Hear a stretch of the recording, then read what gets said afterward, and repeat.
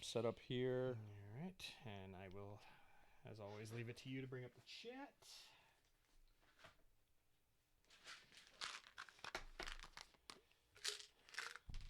Sitting in the front seat, kicking in the back seat. Oh, gotta make my mind up. Which seat can I take? What? Why'd that pop in there? But you knew what I was singing. Oh, yeah, I did. Well, I was thinking it's game day. Like I've been saying to myself all day today. It's game day. It's game day. It's game day. Game day. Gotta get down on game day. Everybody's looking forward to the Niners. Niners game day. Game Wow. day. I hope everyone can hear you doing that. Party and party and yeah. Party and party and yeah. Fun, fun, fun, fun. Looking forward to game day. Blue's Clues is a lot easier to deal with, I think. Well, we already have 3 likes. Nobody talking in the chat, though. Whatever. Take it. There's 2 watching. Me, you. Actually, I'm not watching. I'm not logged into anything. Somebody's watching. Hola. Tango, tango, tango. So it's your toast. It's my toast. Today. I had one. That's why I put like something in there to remind me what it is. Because I get the same problem. Think of a good one and just go on. Yeah, especially if I think of it like more than a day in advance, then there's no freaking way. Unless I do something to remind myself. All right, if you are in the chat, people, please let us know how we sound. Oh, Stonebleeds, Bronco Fett. All of a sudden. Yeah, let us know how we sound. We're trying to adjust volumes again. I felt like mine was coming through kind of quiet. I'm adjusting like the position of my mic and turned up my output. So just we'll see. Just please, if anything sounds weird, let us know. Oh, hang on. Let me remember my toast. Shit. Did it have anything to do with the Super Bowl or Groundhog Day? Actually, it was Super Bowl related. I got it.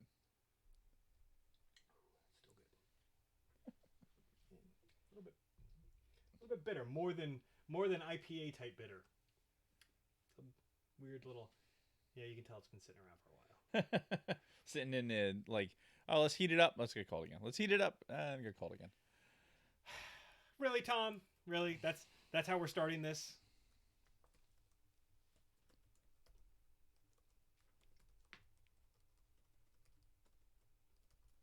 Noisiest keyboard ever.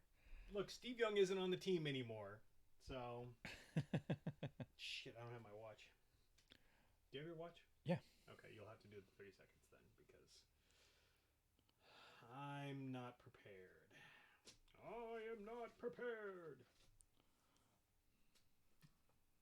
Find stopwatch.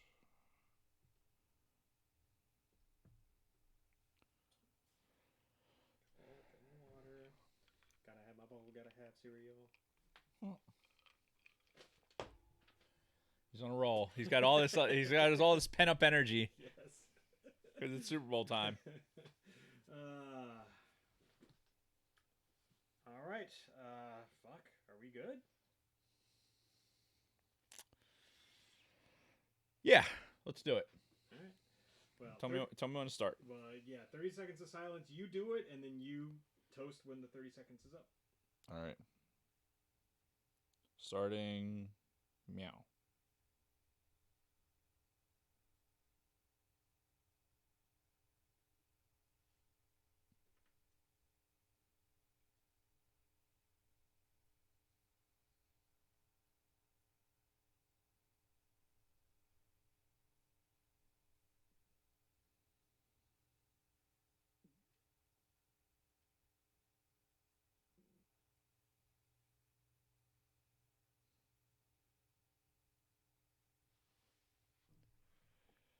To Andy Reid. Andy Reid.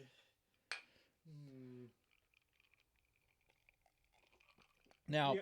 I know, Andy Reid is obviously coaching the team against your San Francisco 49ers. Yes. However, he was my coach in Philly for a good long while. It took us to a Super Bowl, didn't win one. Right. And I really want him to have one before his career's over and to get a win. Yeah. And no time like the present. So and you know what? That's fine because I've never disliked Andy Reid. And it's funny too because when for the whole early 2000s when the 49ers were going like 2-14 every year, the only thing that was on TV for me to watch football wise was the Eagles. Right. The Eagles were kicking ass then. You know, you had McNabb, you had Andy Reid, your whole crew there. And so I kind of was sort of an adopted Eagles fan almost. I didn't dislike the Eagles, didn't dislike anybody on their team. So I definitely have respect for Andy Reid and what he did and what he's done with the Chiefs. So I mean, there's worse teams to lose to if it does end up being the Chiefs today. You don't have to be all nice about it. You can just say fuck the Chiefs. But I don't feel that way. I honestly don't dislike them as a team. Like Mahomes is an impressive physical specimen. Like he is so good. Andy Reid's a good coach. Seems like a good human being in general. Like there's really not much to hate about them. It's not like they're playing, I don't know, the Patriots or Seattle or anybody who you just want to reach over and just fucking choke the shit out of. The Cowboys. The Cowboys. Yeah. Oh my God. Not that would happen, but or the Raiders. Same thing. Raiders would never happen, but right. Theoretically. Yeah. If they ever actually got their heads out of their asses, but hey, they're going to be in the middle of the Las Vegas everything. So what could possibly go wrong? I really hope they have good air conditioning in that dome. Of course they will. So that being said, hello everyone, and welcome back to All Things Star Wars, the greatest Star Wars podcast in the galaxy. I'm Mr. Jason Roskam. With me here each and every single week. Sorry, it's Groundhog Day. Dave Martin. Hello, Dave. Hello, Jason. How are you? You should have went with like it's cold outside. It's cold out, or what? How does that go? It's I Got You, Babe is what was playing during. Right, and yeah, we should have done something with that. And then it says, "Oh, it's cold out there, kiddies. It's cold every day." Yeah, I might actually start the show with "I Got You, Babe." There you go. Instead of our normal intro. Probably get in trouble for that. It won't make any sense at all because we're probably, unless it releases today, which it won't because you're going to be doing the Super Bowl. Right. So it won't make any sense. Okay. We are taping on Groundhog Day, by the way, though. It's Groundhog Day. Great, one of the greatest movies ever. Which, by the way, sidebar before we even get to anything else, as I'm thinking about Groundhog Day today and how good of a movie that is, I want our friends over at the Escape Pod to deep dive into this conversation topic. And that is, how many days was Bill Murray trapped in Puxatawny? We actually had this conversation at work. Yeah. I can't remember what the number was. There have been a lot of internet theories. Like some people think it's like 10 years yeah. he was doing that. So I want our Escape Pod guys to take this up as a topic and run with it on the Escape Pod. Which, by the way, if you're new to the All Things Star Wars podcast and you saw these new Escape Pod things popping up in our audio feed and you're like, what the hell is this? Those are our good friends, Don and Brady, our boys from Michigan, doing their own show that we are hosting on the All Things Star Wars podcast feed. That's why you see those on there. We're still doing the All Things Star Wars podcast. These guys are just here to join us, and thank God we have them because we actually haven't done this in almost 2 weeks because of schedules. I don't think they even put out like.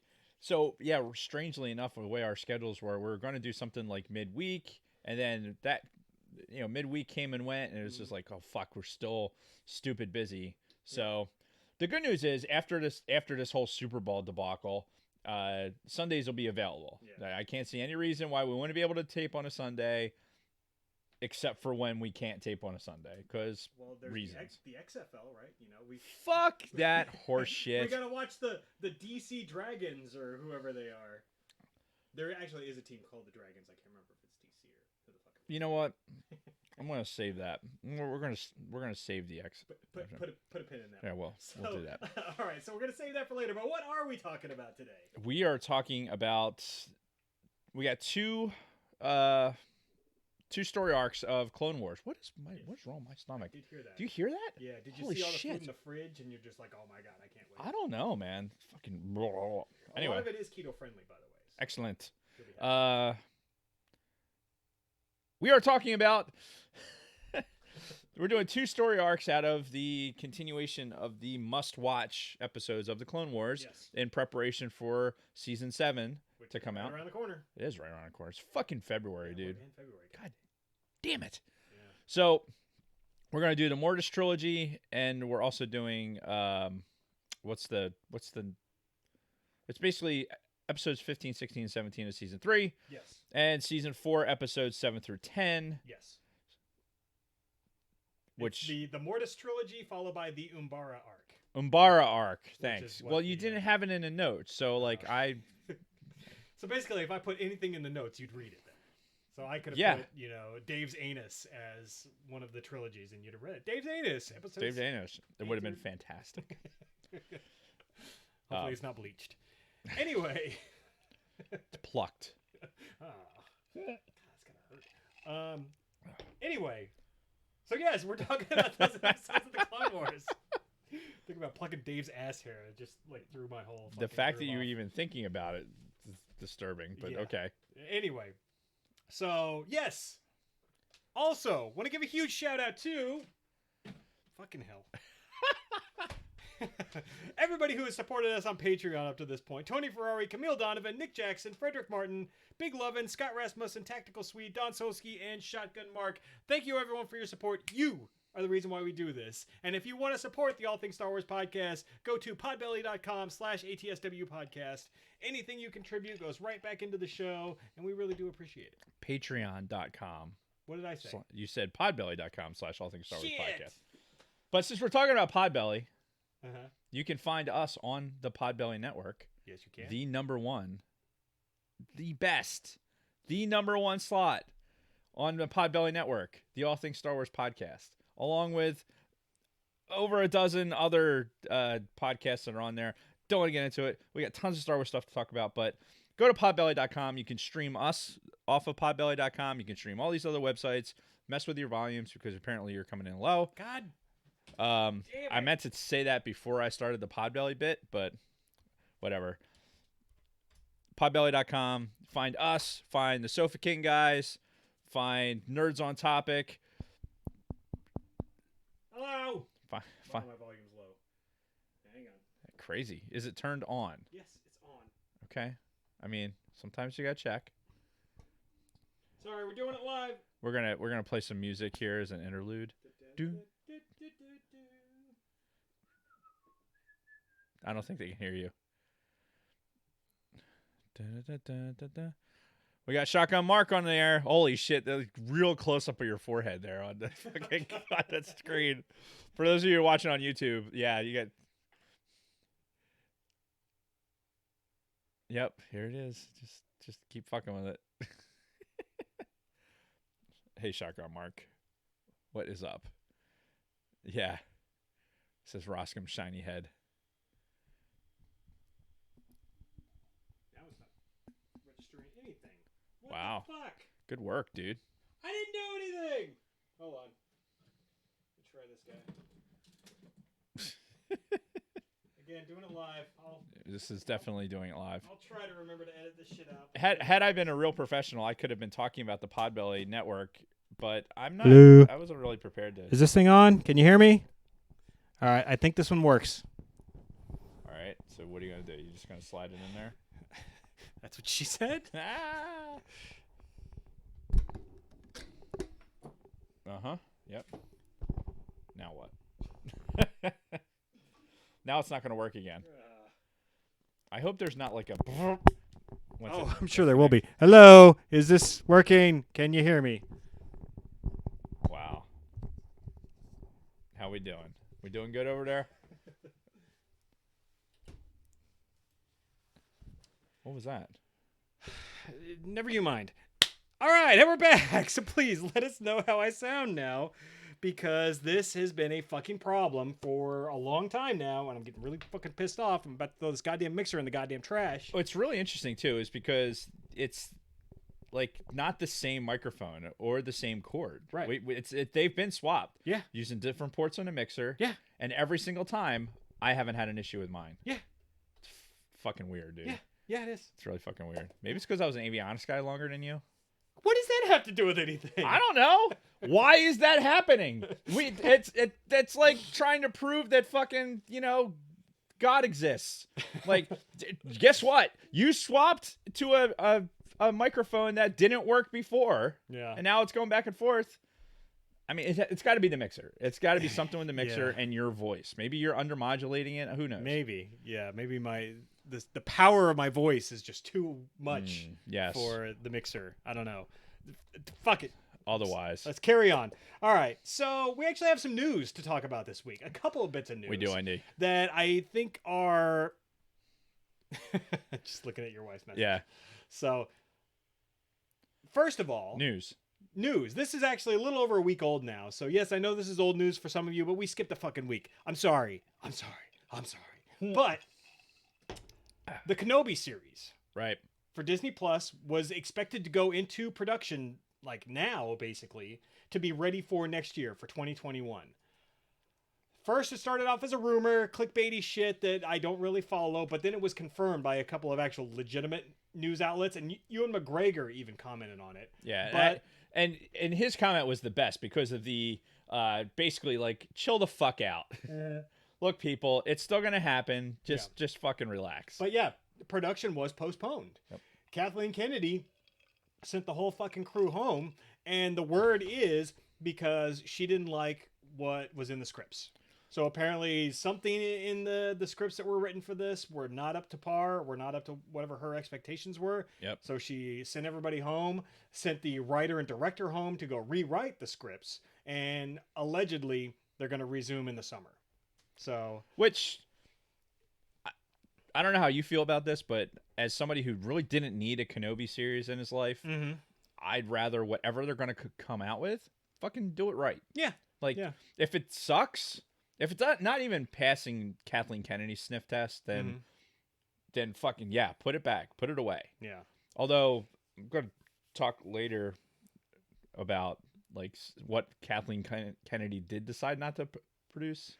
Right. But yeah, we can get to that in a minute. Yeah, but I'm a little torn on this only because we don't know what was in those scripts. Right. So it's one of those things where the new product could be dog shit, but she could be like, "Oh, this is brilliant." Only if Rian Johnson was fucking writing it. Right, and I think that's the thing. Overall, yes, we keep going back to The Last Jedi because it was such a pivotal moment in Star Wars fandom for a lot of different reasons.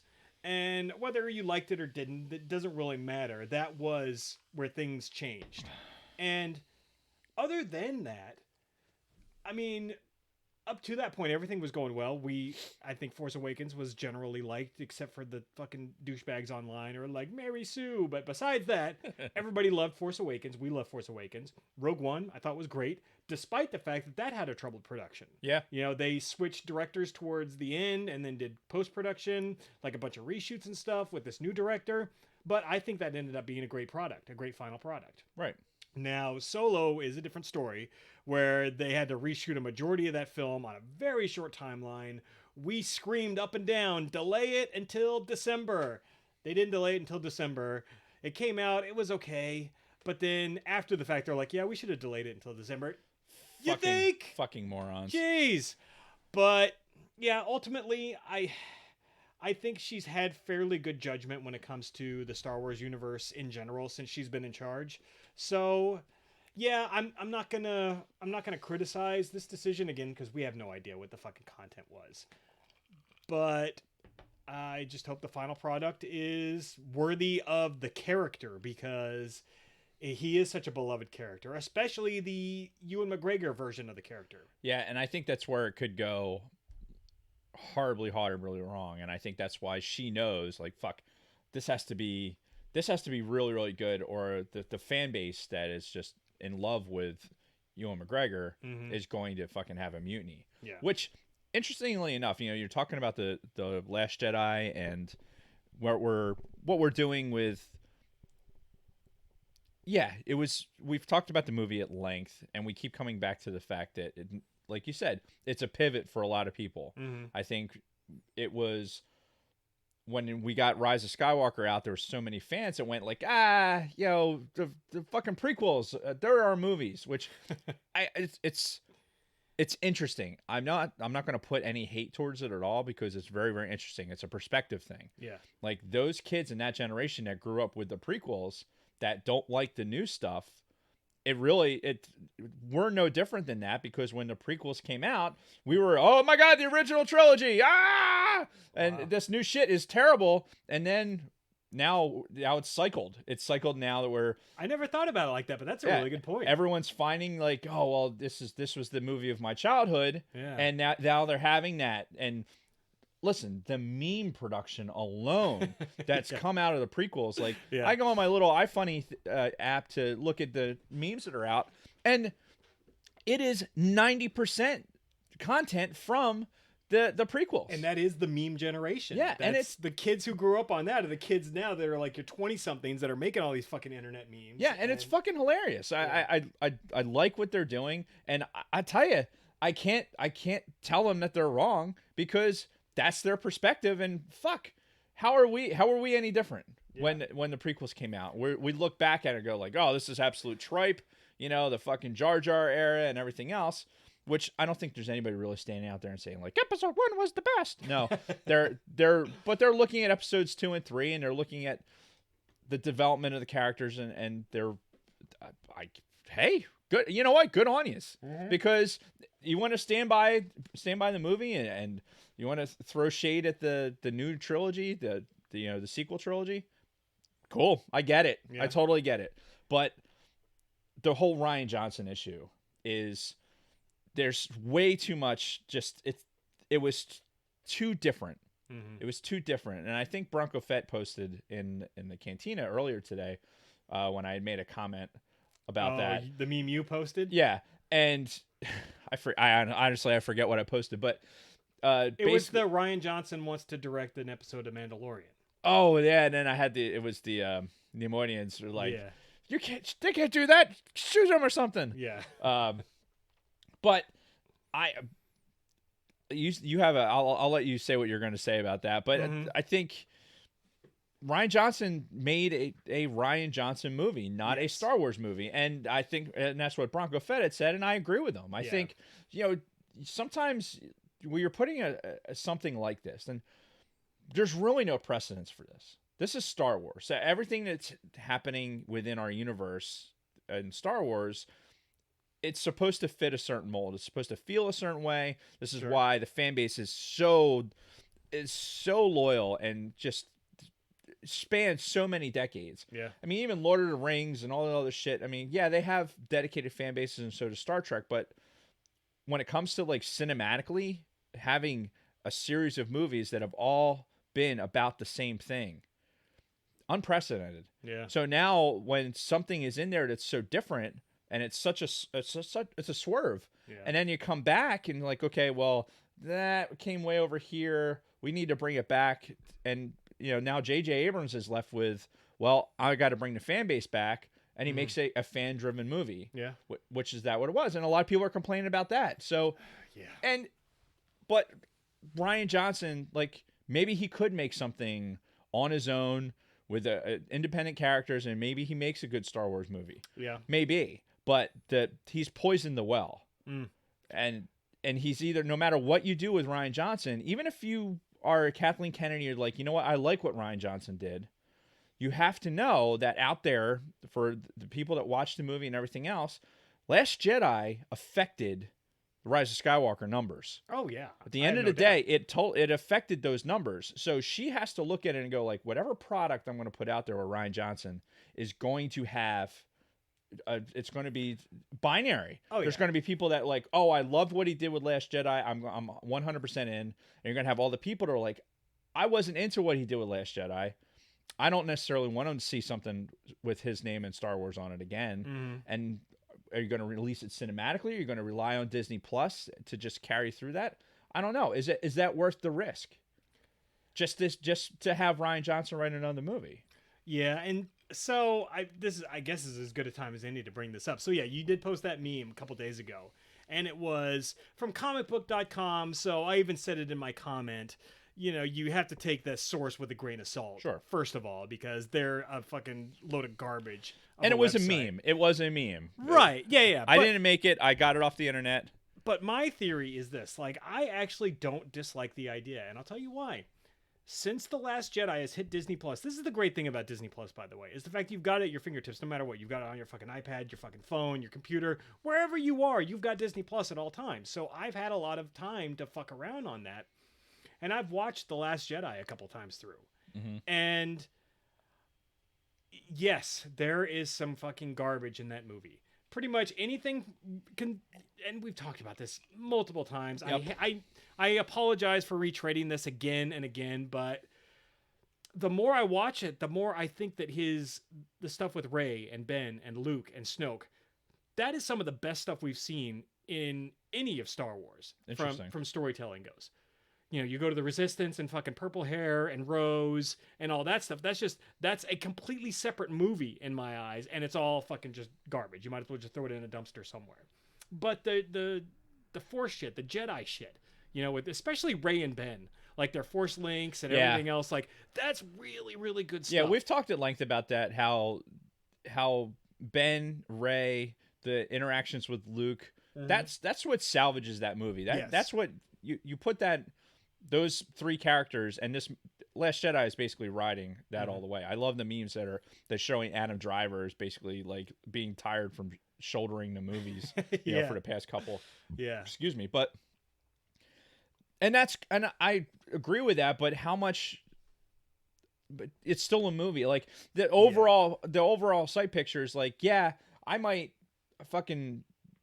make 2 hours worth of content, and okay, great, fucking 35 minutes of it was like really, really good and engaging. Right. But you still made a fucking 2.5 hour long movie. Right. So because he had to inject all of his personal politics into it, and that's where he turned it off for so many people. And I'm sorry, Ryan, but we don't all feel the way you feel. Yeah, and listen, it's the movies, the cinema is art, and this is how artists choose to express themselves.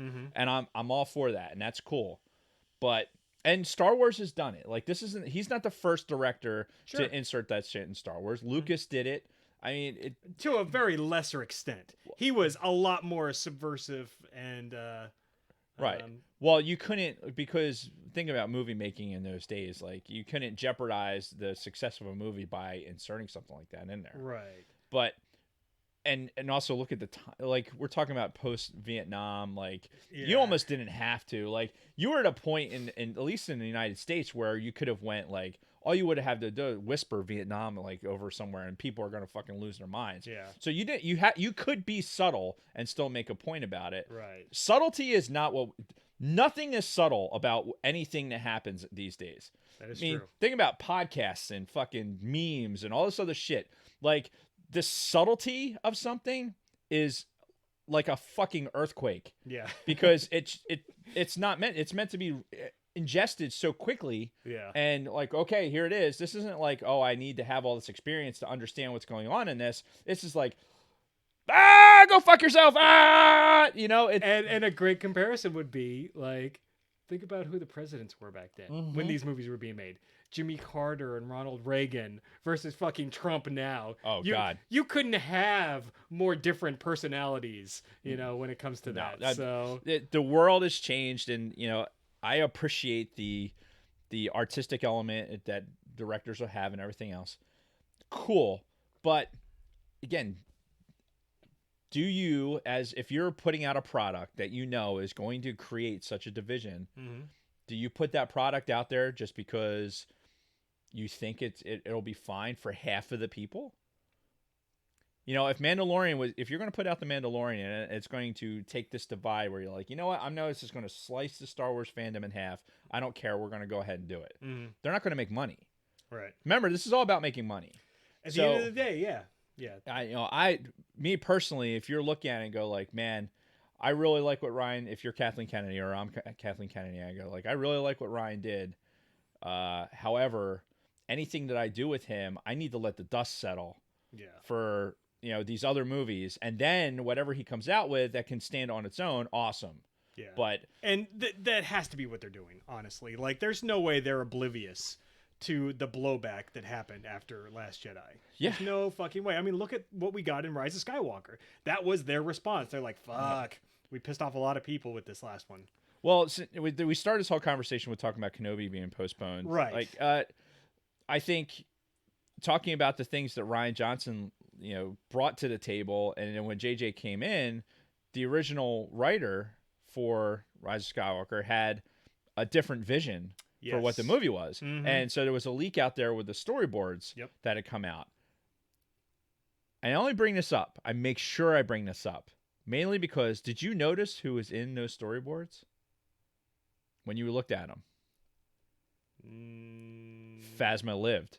Phasma was in those storyboards. I think somebody owes me some fucking money.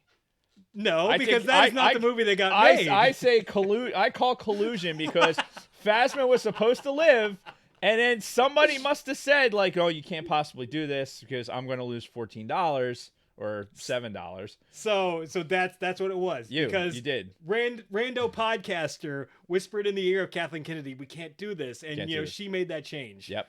To save me $12. 100%. Wow. 100%. If I had that kind of power, I think I deserve an apology. I apologize for nothing. Absolutely nothing. I won that bet fair and square. But there was some interesting stuff in there, like some of the really, just from the storyboarding, looking at it, besides Phasma being alive. Right. Might as well be canon. Yeah, sure. You had Rey in like Luke's black the Return of the Jedi jumper with like the thing unbuckled and everything. I thought that would have been a cool look. Yep. There's definitely some neat looks that would have happened in an interesting way for the story to go. And then obviously it didn't. I don't put a lot of stock in it except for the Phasma bit, because that actually like would help my argument, and just it was fucking hilarious that of all the 8 panels that they released, one of them has fucking Phasma in it. I'm like, yes. But there's your redemption. I hope you're happy. Yes. I want it. I'm going to print it. I'm going to put it somewhere. We should make a poster out of it. Yeah, we should. Absolutely. But there was some neat images in there, but it's, again, every movie goes through iterations of this. We think about how when Star Wars first came out, the Blue Harvest script that was out, completely different fucking movie. Yeah. Like from characters and the who was who and how the Force was used, everything. Completely different fucking movie. Wookiees instead of Ewoks. Yeah. Went through a full fucking treatment before they changed all that shit. And now I'm sure that's what happened here. But again, this day and age with the internet, it's not a making of book where you finally get to see behind the curtain on this. This shit comes out. Oh, it's leaked out. Oh, fuck. I just snapped. That was me. No. No, and I'm perfectly fine with all of that.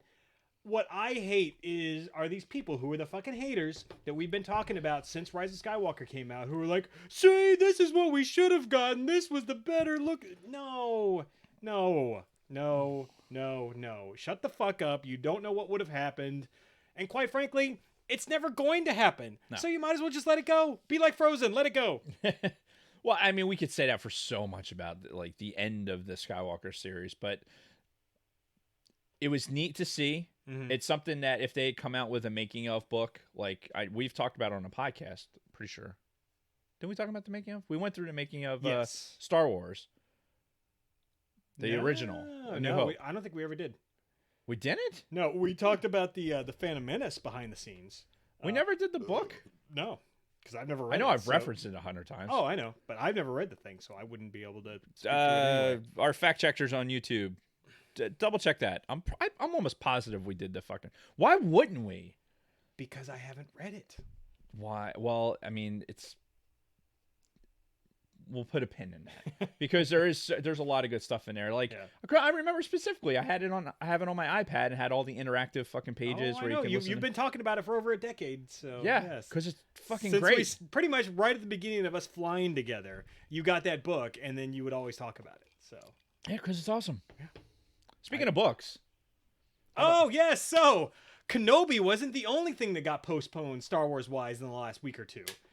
The Thrawn Ascendancy book got postponed. It was originally supposed to be May, I think. Yes. And then it May 6th. Yeah. Somewhere it was May 5th because why the fuck wouldn't you do May 4th? Remember that was our thing. Oh, yeah. But no, they postponed it for whatever reason to October, still of this year.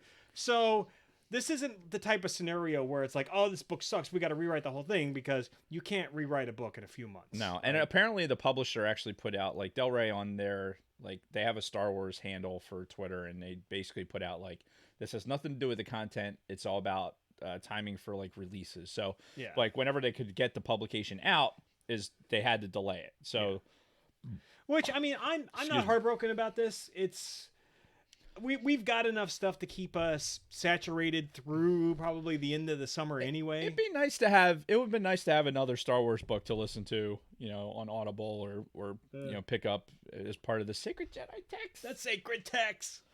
It would have been nice, but okay, it is what it is. Yeah. I still, like, just even thinking about it. I really wonder where they're going to go with it. I really wonder, like, how this storyline is going to if it affects the current canon at all. Right. Well, because it's a prequel too. So what are you going to do in a prequel to keep us interested? That's the thing that I fucking hate about prequels, is because we already know what happens afterwards. Right. We already know where Thrawn ends up. Essentially, like, we don't know where he is right now in canon, but I mean, we know what happens to him after this trilogy. So why the fuck should I care? What story are you going to tell me in this that's going to make me go, oh wow, that was cool?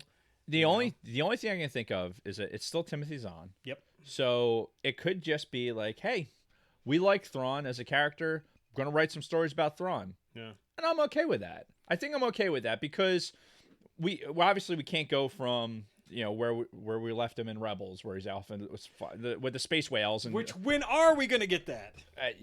I don't know. Yeah. Any kind of resolution to that, but everything before that, where he just magically appears and fucking starts interacting with Anakin. Mm-hmm.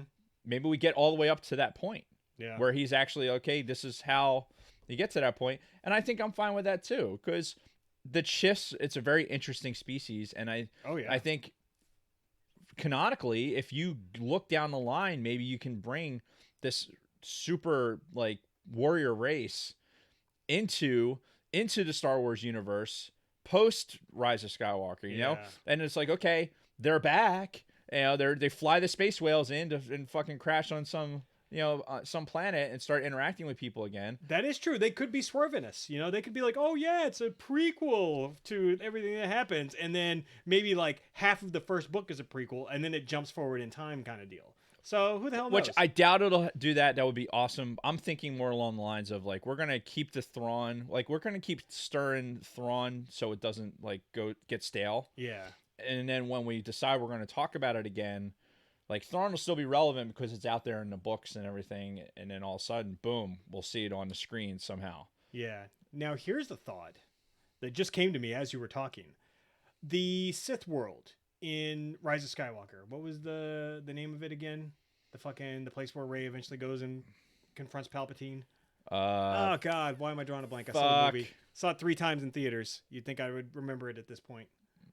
Anyway, that planet in the unknown regions. Yeah. Where are the Chiss? In the unknown regions. Right. Maybe we'll get some interaction between them and fucking Sith World. Something going on there. The name of that goddamn planet. They'll correct us in the chat, I'm sure.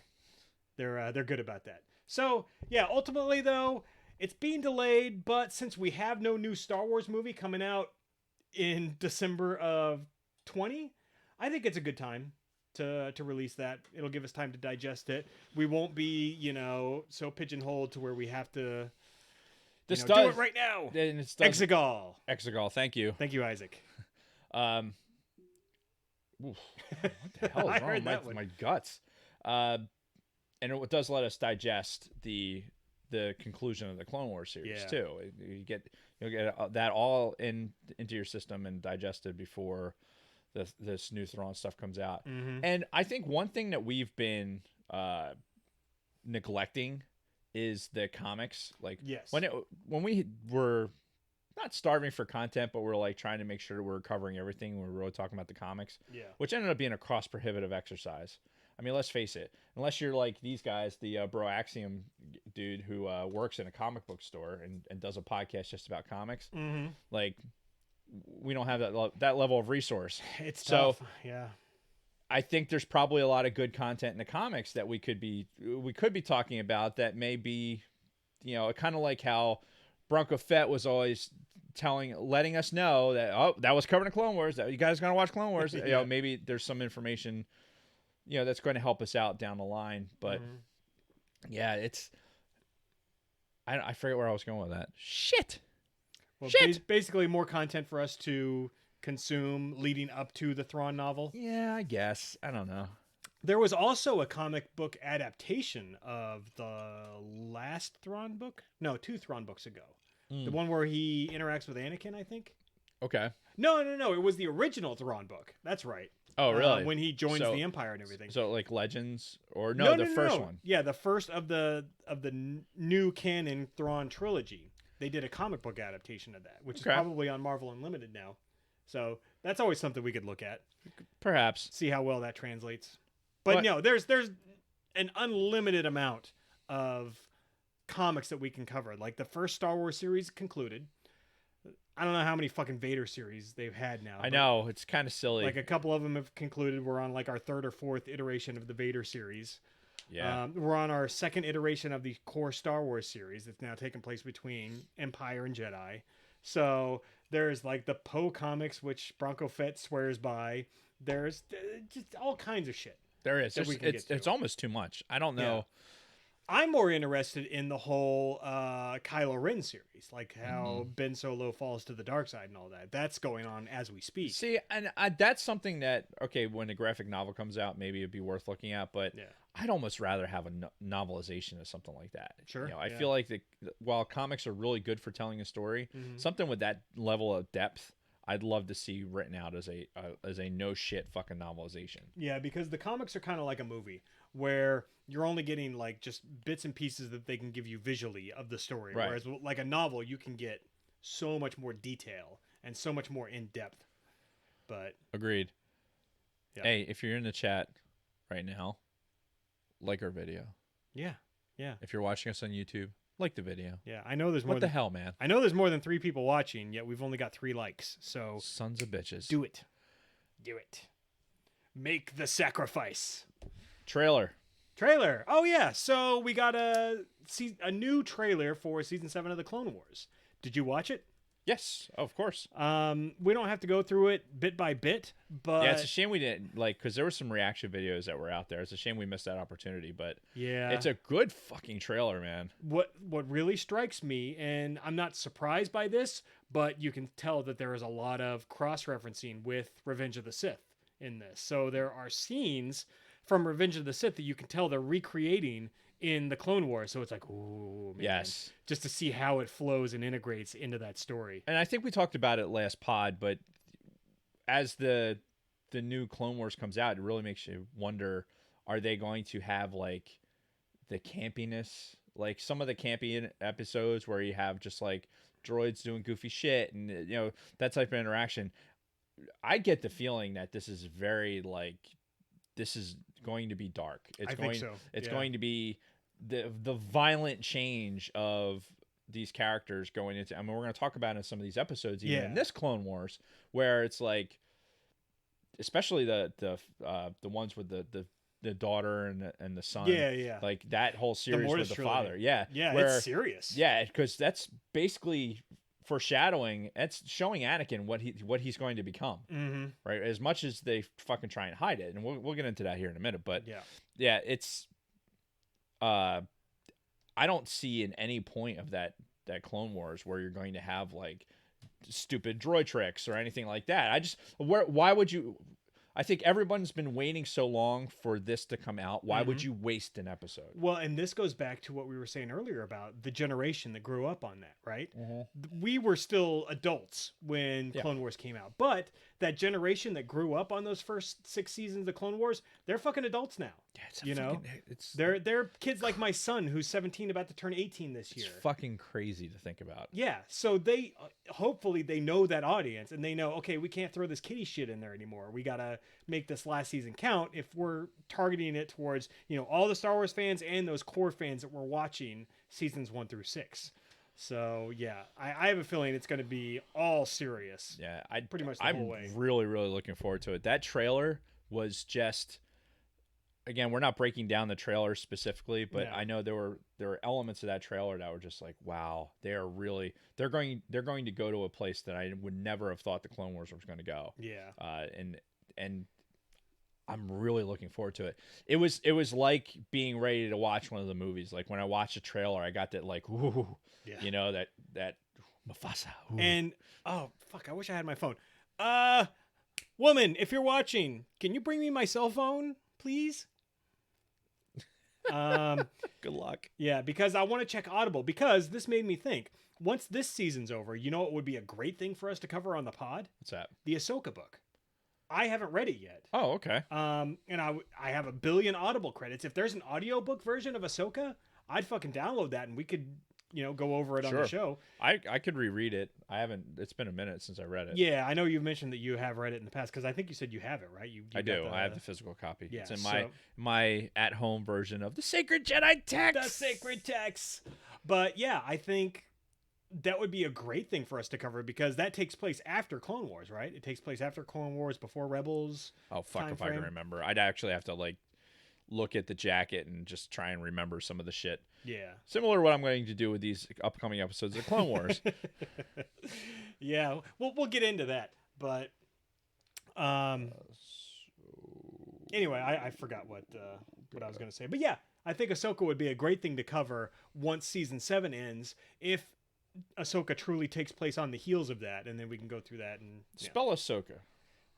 I can never do it. It's either AHSOKA or ASHOKA. One of the two. There it is. It's narrated by Ashley Eckstein. Shit. Get the fuck out. Well, that's what I'm doing then. Yep, I'll get that on Audible, and I have Audible Credits, and I will use one. oh, okay. Well, I guess we're going all in, folks. Yep. So Why not? we've committed at this point. I've got like 4 Audible Credits right now. Yeah, because I have 3. I'm lazy and I don't. Sidebar. Hmm. So, I just one of the guys I work with had recommended. He's the guy who got me on Audible to begin with, and he had mentioned he was listening to Sea Stories. It's Admiral McRaven's latest book. Admiral McRaven, commanded SOCOM while we were in there. Oh, cool. Yeah. So he's God damn it, Jason.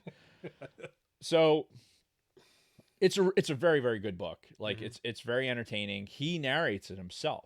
Oh, Like nice. we've seen him. At least I have. Yes, we have. So I recognized his voice as he was speaking, and he's just kind of telling these stories. I'm like, this is fucking brilliant. And I bring this up as a sidebar because I've mentioned it on the podcast. I'm trying to do this fucking book, right? I've been working on it forever. The Life of Dave. Well, yeah, a day in the life of Dave, I guess, or some variation of that. But the way he told it, like these sea stories, it was just kind of like elements of his life, like big life-changing moments. And he was a Navy fucking SEAL, so he has all kinds of interesting shit to talk about. Sure, yeah. And he was also, spoiler alert. So McRaven, he describes it in his book that he was the guy who made the recommendation that we should take off our shoes and power up our laptops when we go through security. Really? Yeah. So that whole Richard Reid thing was going on. He was working at the White House in the counterterrorism office, and he got the phone call from that the FAA had this dude, and then him and another guy were brainstorming. It was like, shit, we like. I hate to, and he says it in a book. He's like, I apologize. I thought it would be like a temporary thing, and sorry. And here we are 19 years later, and Yep. we're still taking off our fucking shoes. Well, if you're not TSA pre-check. Yeah, exactly.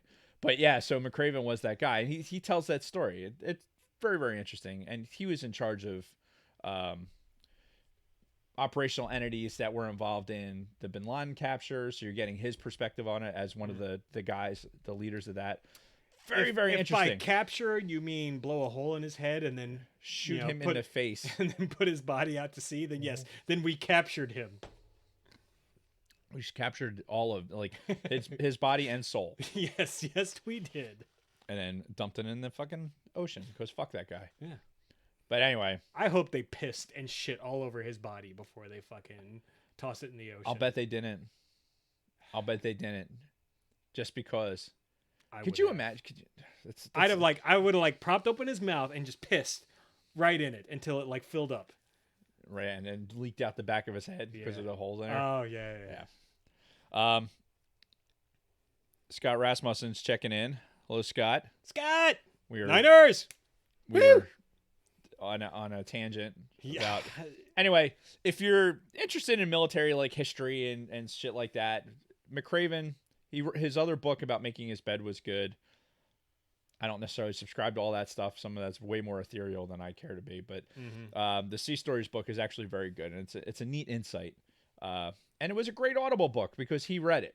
So he'll No, that's awesome. yeah, it's Which takes us back to Ashley Eckstein narrating the Ahsoka novel, which Right. takes us back to Clone Wars Season 7, which takes us back to the trailer, which was pretty good. Yes. See how we get on these sidebars? It's fucking. It's not even. It's sidebarception. Yeah, exactly. Sidebarception. We need a fucking separate graphic just for that. Yeah.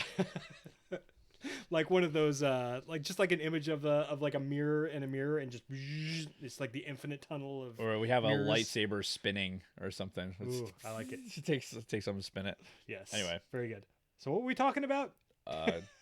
Clone Wars? Yeah. Oh no, we're into our weeks. Yeah. All right. So We've only been talking for minutes. Holy shit. So all right, we already talked about the Last Jedi part. Last weekend, we 50 mentioned it minutes. last episode. I went to the Magic Fest in New Jersey, up in the Meadowlands. I had a phenomenal time. Took my son up there. We stayed in a Marriott up there. It was fucking great. My son, he loves staying in hotels and stuff. He's 17, Right. He doesn't get to experience that stuff very often. So it was fun for him. We played Magic for 3 fucking straight days, and it was glorious. No responsibility, eating like shit, and just playing Magic. It was so much fun. And honestly, both of us can't wait until it comes around next year. And we're going to plan it a lot better, too. We learned a lot this time because there were some things that we could have been doing, but we weren't because we just weren't sure what the hell we were doing, basically. Right. But no, hell of a lot of fun. Oh God. So, I've talked about this before on the pod, but he loves White Castle, right? Uh-huh. We don't have him here in South Jersey. Despite what Harold and Kumar will tell you, there is no White Castle in Cherry Hill. Fact. But there are plenty up in North Jersey. And of course there was one up near the Meadowlands. It was in fucking Hoboken in North Jesus. Jersey. So Rob's like, "Can we go to White Castle over here?" I'm like, "Fine, we'll go. We'll go Saturday night." I picked a night. And his tournament was running really long on Saturday to the point where he didn't finish his tournament until 10:30 that night. Wow. And he's like, "We're still going to White Castle, right?" I'm like, So well past Jason's bedtime. yes. So at that, and then now I know I have to drive into fucking Hoboken, which I don't know a thing about beyond the Dave Chappelle Real World skit. So I'm thinking, oh my God, I'm going to be going into the fucking ghetto in North Jersey.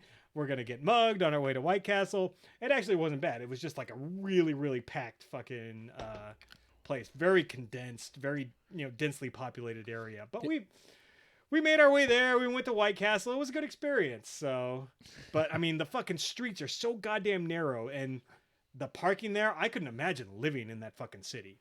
Fuck that. You get to that proximity in New York City where so many people are just oh, it's cheaper to live in New Jersey, but then everything in New Jersey is all stacked on top of each other. Yeah. And then you have all those places up there that are all based on the shipping lanes and everything else. So it's not really designed for middle income or greater. Yeah. Yet you have middle income people living there. So yeah, I'm not a fan. I'm not a fan of that part. Yeah. I Oh, me either. And it smells like shit up there, and it's just ugh. Yeah. yeah. But I mean, Fuck New ultimately, York. Fuck New York and their stupid XFL team. yeah, but it was a good time though. So there was that, and obviously today is the Super Bowl. Is it? Yeah, Oh. yeah. So my San Francisco that. 49ers are playing the Chiefs today. As soon as we're done recording this podcast, we're going right into my house for my Super Bowl party. Yep. So it's It's going to be a good time. Are we doing a Super Bowl halftime show for the podcast? We can come out here and do something. Because it's either that or watch fucking Jennifer Lopez and what's her name? Shakira. You know that Hips girl. don't lie. Yeah. Just mute it. Yeah. I mean, we could watch that, I guess, or I know we had a couple of listeners request the halftime show. We could do something during halftime. If nothing else, come in here for like 15 minutes. Yeah, this shit's already set up. We might as well. Yeah. Fuck it. So we'll just We'll just do hit it live. pause and then we'll come back. So yes, halftime show. We're gonna hit pause. Whatever. Oh, that seems like it'd be paused for a while. Do you You're remember paused back for in the day when you would pause like a VHS? Mm-hmm. And when you hit pause and you're like, oh, great, and you come back to it and it's unpaused itself because, hey, we can only pause for so long because like holding back the magnetic tape and they're like, oh, God, we're going. Yeah. Like how fucking annoying that was. And Yeah. then to hit stop was like, oh, fuck. Yeah. And then when you hit play again, it goes through the whole like click, click, click, click, click, click. Yeah, there's like fucking gerbils are spinning around in a centrifuge and fucking. You fucking kids have no goddamn idea. Just think about having your VHS tape, like having your Return of the Jedi VHS tape, and you're like, I really wanted to see the part where Luke and Vader are fighting on the Death Star. Prepare to fast forward. Yeah, exactly. You don't just fucking go to your Disney Plus and just scroll to the part of the movie where you want to see it and hit click. Well, shit, even DVDs, like, all right, well, let's go into the chapters and I have to go through the chapters because who the fuck knew movies had chapters until DVDs came out? Mm-hmm. I mean, honestly. Right. I had no idea that, like, they would even come up with some sort of system like, oh, chapter this, chapter that. Like, what the fuck? What fucking chapters? This isn't a book? Yeah. So... Ugh. You fucking kids today have no idea the struggles. Or if you didn't happen to own the fucking movie that you wanted, but you knew it was going to be on HBO at 8 o'clock on fucking Friday night. So you're like, okay, I got to be in front of the TV at 7:55 to start it. And if I have to go to the bathroom mid-movie, I'm going to miss that part of the movie. Miss it. That's all there is to it. That's it. You know? Yeah, so... it was a at-home theater experience because it's coming on at this time, whether you like it or not. Yeah. Yeah, and it's going. Bronco Fed is his vote for the halftime show. I think he wants it. That's what it looks like. I think that's fine. That's fair. All right, fair enough. And that's really it. That's my week. It's been a lot of.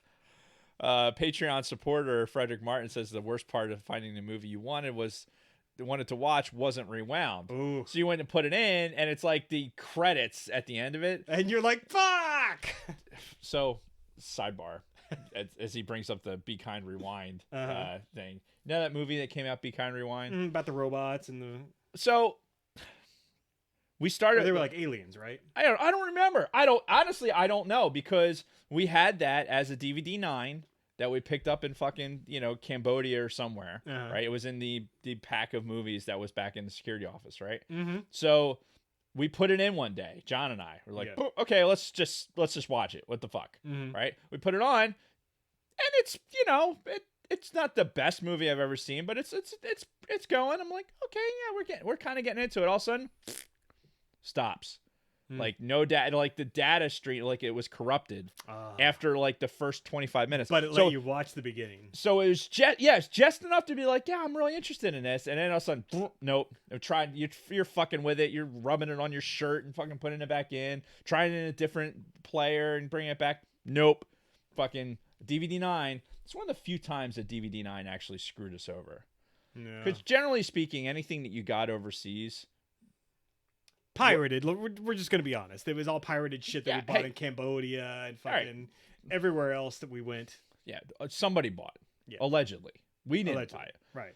We certainly didn't bring any of that back into the United States. We would never violate copyright laws. Absolutely not. But some people did, and we happen to have had those access to those things in the security office. So, what are you gonna do? Not watch it? Yeah, I mean, come on. Yeah, DVD 9s. I mean. And honestly, that's a very select audience too that understands when I say DVD 9. Mm-hmm. There's only going to be so many people that understand what the fuck that means. I know exactly what you mean. But yeah, because when you're on the street and people are trying to sell you movies that are like in the theater right now, and they're like, oh wow, and you're looking at the format. Hey, I want this to play in a DVD player that by some miracle of technology understands that you're in the United States or not. Yeah. And you put that thing in there. If it's not a DVD 9, it wouldn't play. Yeah. Region coding. Fuck region coding. It's fucking ridiculous. Bullshit. Anyway, what about you and your week? Is that what we're on? Yeah. Jesus Christ. So I'm not even going to mention that first part because I'm still not in the comfort zone of that. Sure. So school started. Ugh, God, fucking writing papers and doing calculus is just it's almost over. I keep telling myself I got to get through these classes, however I can do it. Beg, borrow, steal, cheat, whatever. I'm going to get through these fucking classes so I can get this degree finished and then move on with my life. Yeah. As bad as it sucks right now, like you mentioned something about, oh, I have time to do this. Like, I don't have time to do shit. Like, I can barely have time to shit. And then while I'm shitting, I'm probably doing something involving, still the lodge or work. Yeah. So, but right before class had started officially, or in between classes, I was ahead on homework. So I'm like, you know what? I need to sit down. I need to vegetate in front of the TV. And I didn't feel like playing anything. I didn't feel like playing Modern Warfare. I didn't feel like playing Battlefront. I was just like, eh. And there was a free download for Titanfall 2. Oh, okay. I'm like, okay. Like the free monthly game from Xbox Live? Yeah, part of that deal. So I'm like, all right, I'll give it a shot. Why not? Sure. It's made by Respawn. It's the same developer that made the Fallen Order game. Yep. They're a subsidiary of EA. Yeah. So I was like, maybe I'll see some things that'll make me help me relate better to the Fallen Order game. And I played all through the campaign. It has a full online mode, which was fun to play. Because my first time playing it, and that game had been out since 2014. Yeah. Like, obviously, I was very, I was a noob in there. So, but the whole concept in the mech suits and fucking running around in the pilot, you see playing that game. Had I played that before I played Fallen Order, it would have felt very natural because things like running on the walls and the way the jump sequences are and some of the puzzling is in the Titanfall game. It's basically the same. So what bothers me about Fallen Order after playing that game is that game was released in 2014. That game was seamless. It had way more moving parts. The Titanfall game. Okay. Had way more moving parts. I didn't have lightsaber battles or anything like that. So I can understand from a coding perspective that it would definitely be more complicated, the Star Wars game, but they had all their mechanics for their game engine where they were already doing it in Titanfall, and they did it really, really well. Yeah. There was never any point where the cutscenes were seamless. The animation, there was never blocky, and never faded somebody out. They didn't have any bug-eyed characters or anything. No, the human resemblance was not to any one person, so they relied less on the motion capture for faces and shit like that. Okay. Which cool, and let's face it, that looks like the real person. Bug eyes. That's the weird part. That's the way her shit is. So, take it for what it's worth. But I could see from the Titanfall game, it made me even more disappointed in the Fallen Order game. Yeah. Because of what could have been. Even if they had taken Fallen Order and say, hey, we're going to have Fallen Order, and then there's some online capability with that game piece. Obviously, they have a lot invested in Battlefront 2, and they try and keep churning forward on Battlefront 2. Yeah. Still not a playable game for me. I'm still. We're talking the multiplayer. The multiplayer Battlefront part of Battlefront 2. It's still severely lacking for me, but there was a rumor out there that Respawn's working on a sequel to Fallen Order. Yeah. And I don't know how to take it. But what? See, if that's the case, if they're making a sequel, that might be the first new Star Wars game in a long time that I don't get when it first comes out. Yeah, unless we see something in E3 or something that comes out where we're like, well, okay, I see what they're doing there. But they're putting all their money into Battlefront 2, and I think at some point, let's cut bait and from a gaming. But saying that, our perspective of Battlefront 2 and the multiplayer is not necessarily what everyone else feels. I mean, it still has a lot of people online. Yeah. There's a lot of people that are playing it. Well, and there's yet, a lot of options for upgrade and what they're doing with maps and things like that. There's a lot of options. The gameplay for me is just not there. Yeah. Like, I just don't like playing the game. No, I'm right there with you because, and we talked about it during our Fallen Order episode, like the frustration level for me was just too high to deal with on the medium difficulty. So I couldn't go back. But two things. One, I saw a recent story on a gaming website that I read that I guess EA had some really higher than expected engagement numbers with specifically Battlefront 2 over the last quarter because they did like their quarterly earnings report or whatnot. Apparently Battlefront 2 like actually did really well for them during the holiday season, I guess because they had a new patch update or a new content update and all that. Look, they're doing a really good job of getting new content out. Like if you follow, like, because I follow them on Twitter and I'll see like, okay, here's this game patch coming out. Here's some new playable characters and things like that.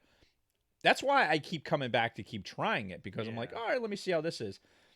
Where they're adding to is not necessarily game modes that I play. Right. And the game modes that I play, I still find to be not playable. And I don't enjoy it. Right. And that's just Dave Martin.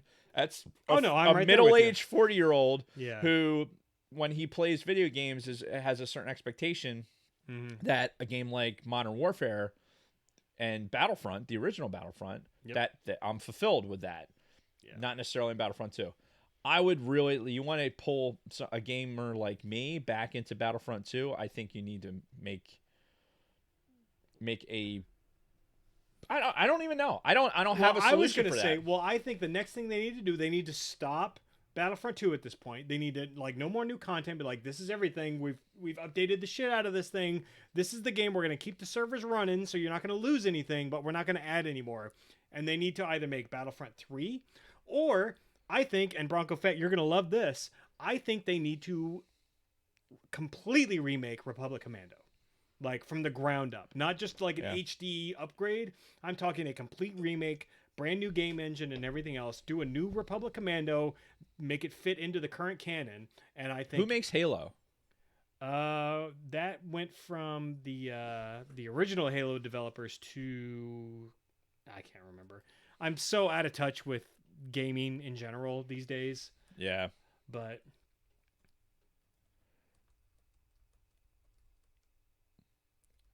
remake TIE Fighter. Yeah. Frederick Martin had a really good idea. Yep. Yeah. For whatever reason, Jason stopped talking. Yeah. So remake that or the X-Wing or do like both. Do like an X-Wing / TIE Fighter game. Yeah. Let you play from both perspectives. Yeah. Easy. I mean, from a first-person shooter perspective, which is what most of these games are leading into, or they have some sort of, they're trying to capture some of the audience that's all playing like PUBG and fucking Fortnite and those characters where you have this what the hell is it, like a battle royale type thing. Royale. So Bungie developers. Yes. Thank you, Isaac. Yes. No, Tom. Yeah. Bronco Fett. I've had a lot to drink. This is empty. It was not empty when we started. We haven't even started talking about Clone Wars yet, but I know. To that end, we're talking about Bungie, so I turned on Destiny the other day. Also developed by Bungie. Right. And that, again, every time I fucking play that, I want it to have... She never brought your phone out either, so I seriously doubt that making those noises are going to make her bring you a beer out. Destiny is one of those games where you could very easily have a Old Republic or even a nicer Old Republic style, like going between worlds and having any Star Wars skin. Yeah. It doesn't have to be that era. It could be any era of Star Wars. You just throw a Star Wars skin on that game, and I think it'd be great. Yeah, there's so much potential out there, and obviously it's about money. It's how much that you have to get into the licensing for, how much they're willing. They're putting everything into Battlefront 2. And they're going to keep putting out content for Battlefront 2 until there's another viable concept out there for how to change their game. And I hope that they're currently developing something, because for me, the Battlefront 2 thing, that train has sailed. I'm ready to move on. Yeah. At this point. So hopefully, while they're pumping out this content, this additional content, there's something bigger being developed in the background. I hope. And it doesn't have to be with EA. Yeah. Is Jason going to be sober enough to see the chefs win? I'm going to That's go great, but who are the chefs? with. Yeah. I'm going to go with no. Anyway, so this is probably a good time to take a break, go Sure. potty before we talk about fucking drink some water. 7 episodes of 7 episodes 1, 2, of the Clone 3, Wars. 4, 5, 6, 7. All right. 7. Yes. Reskin Borderlands with bounty hunters. Interesting. I have not played Borderlands. Borderlands is so good. You've never played Borderlands? Never. Yo, we should do some co-op on that shit. It's really fun. All right. Go. Oh, all right, so Do it. before we get to our main topic, we're going to take a quick break, and we will be back after this word from our sponsors. All right. Now go. You want me to go? Yeah. All right. I thought you were the one who had to pee. Well, I do, but. All right, I'll go.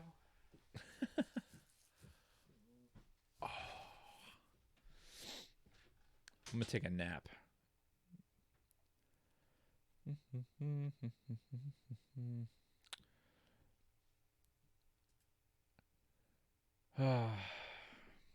foosball. All right, so Bronco Fett's rooting for the Chiefs. We know who Scott Rasmussen's rooting for. Who else is watching the Super Bowl tonight? That's out there, and that's in the chat. What the hell was that? He either farted or fucking burped or something. It was awful. Right meow. I want to nap in the worst way. Yeah, me too. Like, fucking, I was up at 6, which is kind of sleeping in, but I haven't been sleeping well. Just, life. Anyway.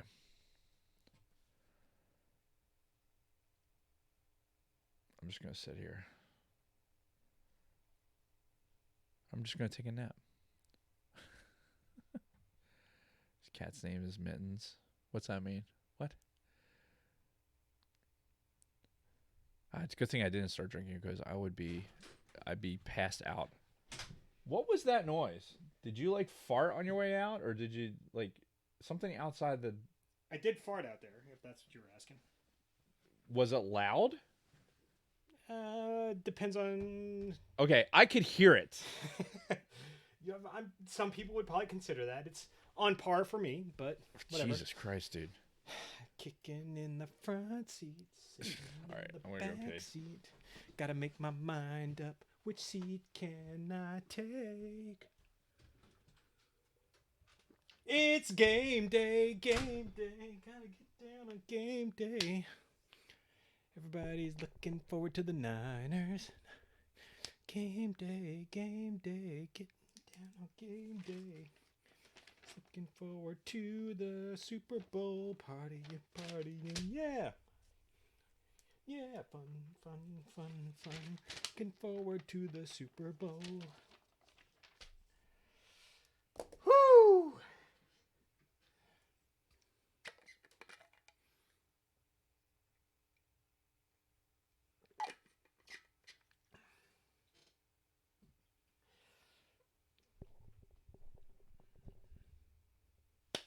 Thank you for all the likes. I see we've gotten a lot more now. Much appreciated. I don't know what to talk about.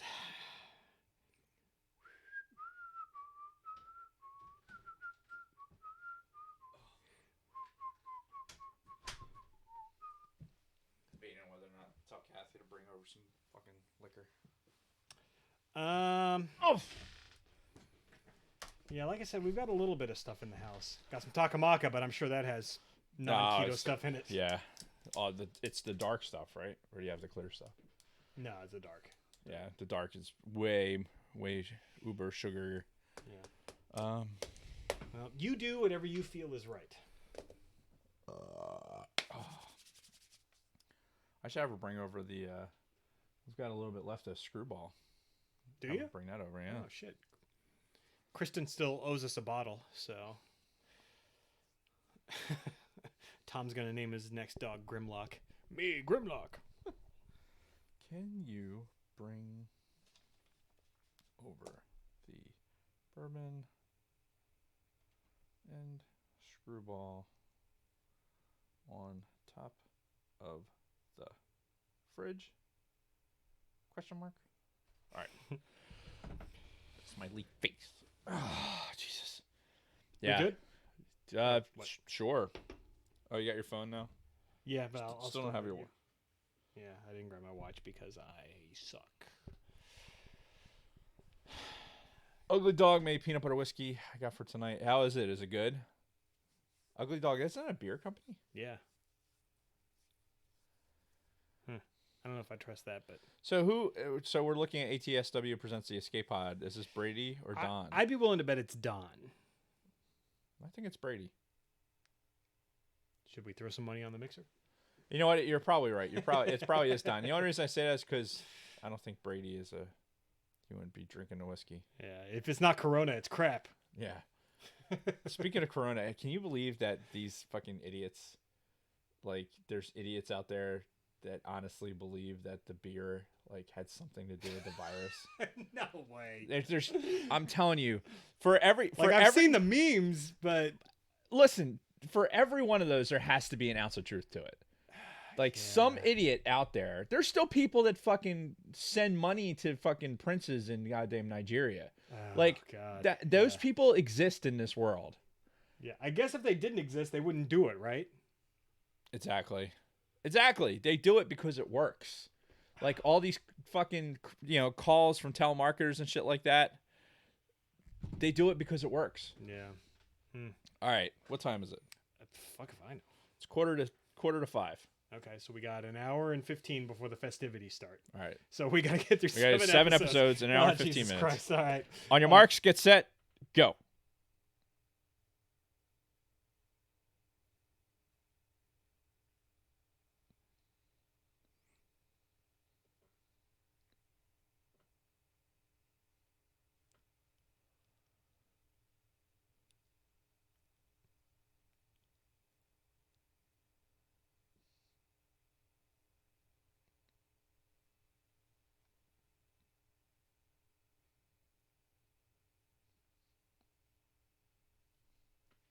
And we're back! So, we just realized we have an hour to get through 7 episodes of the Clone Wars. So, Ready, set, go. And go. So, yeah, we're going to hop right into it. We're going to start with the Mortis Trilogy. So, this is a 3-episode arc in Season 3, towards the end of Season 3, episodes 15, 16, and 17. So, oh man, I don't even know where to start with this. So, I'm assuming it's been a while since you've seen these? It's been a minute. Okay, so this one starts off, are you going to do the voice? I will. Yes, okay, I will. So maybe we should start. Stand by one. I'm pouring. I know this is terrible timing on my part, but Yes. we're going to follow tradition, and Dave is going to read. Yes. Ready. We're doing Overlords, correct? Yes, Overlords. Mysterious message! A transmission has been intercepted far beyond the Outer Rim, deep in the Cerulean system. Why has the call been made, and from where cannot be established? But buried in the message is the Jedi distress code that has not been used in over 2,000 years. ObiWan Kenobi, Anakin Skywalker, and his Padawan Ahsoka are sent to investigate. Fearing a separatist trap, they are to meet with a heavily armed Jedi cruiser. Yes. So, yeah, Next one will be better. It starts off with this 2,000-year-old message that's using an old Jedi code. So they're like, okay, this is interesting. They go out there. They're supposed to meet Rex and his fucking ship out there. They get out there. They're like, we're here, but we don't see you. And then fucking Anakin and Obi-Wan and Ahsoka are like, well, we're here, and we don't see you at the same fucking coordinates. That's really kind of irrelevant in the whole story, but it was something that they threw out there right at the beginning. Yeah. And then immediately, all of a sudden, there's this big fucking holocron basically in space out in front of their fucking ship. Some massive, moon-sized fucking holocron. They're like, hey, what's that? Yeah. And then What the deuce? Yeah, and then they basically get sucked into it, and that's the fucking start of the episode. So ultimately, this whole trilogy involves 3 characters that are on this. I think they called it like an asteroid-sized planetoid. It's it's got vegetation and stuff on it when we first get there, but and it involves 3 characters: father, daughter, and son. Right. So come to find out, we don't have to hit beat by beat on this, but there are these 3 beings that are extremely powerful in the Force. I think they called themselves Force wielders. Right. Going out on a reach on that one. Yeah. Sure. But apparently they are beings that are so powerful in the Force that if they were allowed to just kind of do whatever, then they would like tear apart the entire fabric of the universe. So it almost seems like it. I find myself very easily jumping into like a Matrix analogy for a lot of this shit because like think of what the one is supposed to represent, right? So if Anakin is the chosen one, he's basically the analog for John Wick in this. Right. So and then there's other functions that operate with the same impunity as the one, and this in particular you have the son, who is a representative of more the dark side, the daughter, which is more representative of the light side, and then you have the father, who's just kind of like he's maintaining the balance. Yeah, I'm the whole guy keeping all this shit together in the middle, but he's fucking aging out. He's like, I'm not gonna be able to do this, and I'm worried that some bad shit's gonna happen. Mm-hmm. And ultimately, this whole trilogy is centered around Anakin. It's centered around Anakin and the whole concept of the chosen one, bringing balance to the Force and all of that. So you get some real existential moments where they're questioning the prophecy of the chosen one. Is Anakin truly that person? And based on the results of this trilogy, does that mean that he was always the chosen one and whatnot? One thing that I noticed at the very beginning of this episode, and it continues through this whole trilogy, is the improvement of the animation.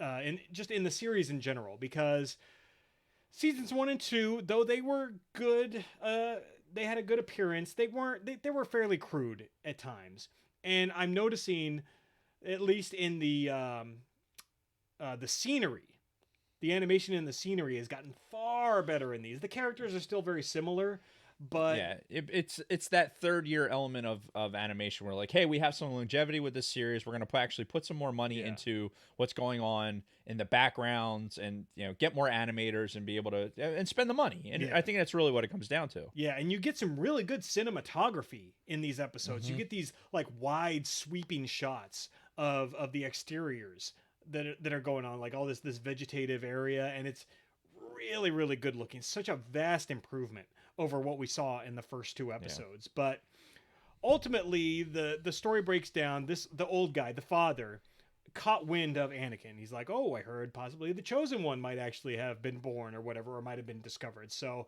I'm going to call out to this guy, bring him here, and we're going to put him through some tests and see if he truly is the chosen one.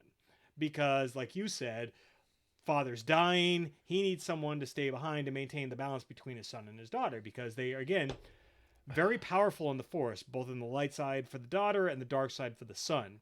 And without the balance, they would just break free from that fucking holocron in space, right, and go and just fucking shit-wreck the whole galaxy. Bronco Fett brings up that the Mortis Trilogy had connections to Legends, Darkness Trilogy, and Fate of the Jedi. Yeah, you definitely get a lot of that. Okay. And this is why... Because I didn't read either of those, so I... Yeah, so I'm not going to get into the specific elements because I'd really have to sit down and try and break it out of that relation to those episodes. But I think, for me, one of the reasons I was enjoying this more was, like you said, the cinematography, the backgrounding, and the animation, everything seemed to finally be a thing where you're just watching it. You're not necessarily looking at the animated. Yeah. I'm just watching it for content now. I'm not watching it to enjoy the scenery. Yeah, because colors are jumping out, or like, oh, this is the way more angular and it's supposed to be. Like the blocky, movements of the animation's all crappy. So, stay on target. Yeah, thanks. I think the big thing for me was initially when this trilogy started, it was about, okay, is this necessary? Like, are they putting us in here? Like so first episode, I'm like watching and we're going like, okay, magic fucking crystal in space. They fucking gravitate towards, it's like the obelisk in 2001, right? Yes, it's like, yes. So it's like, okay, we're gravitating toward this thing.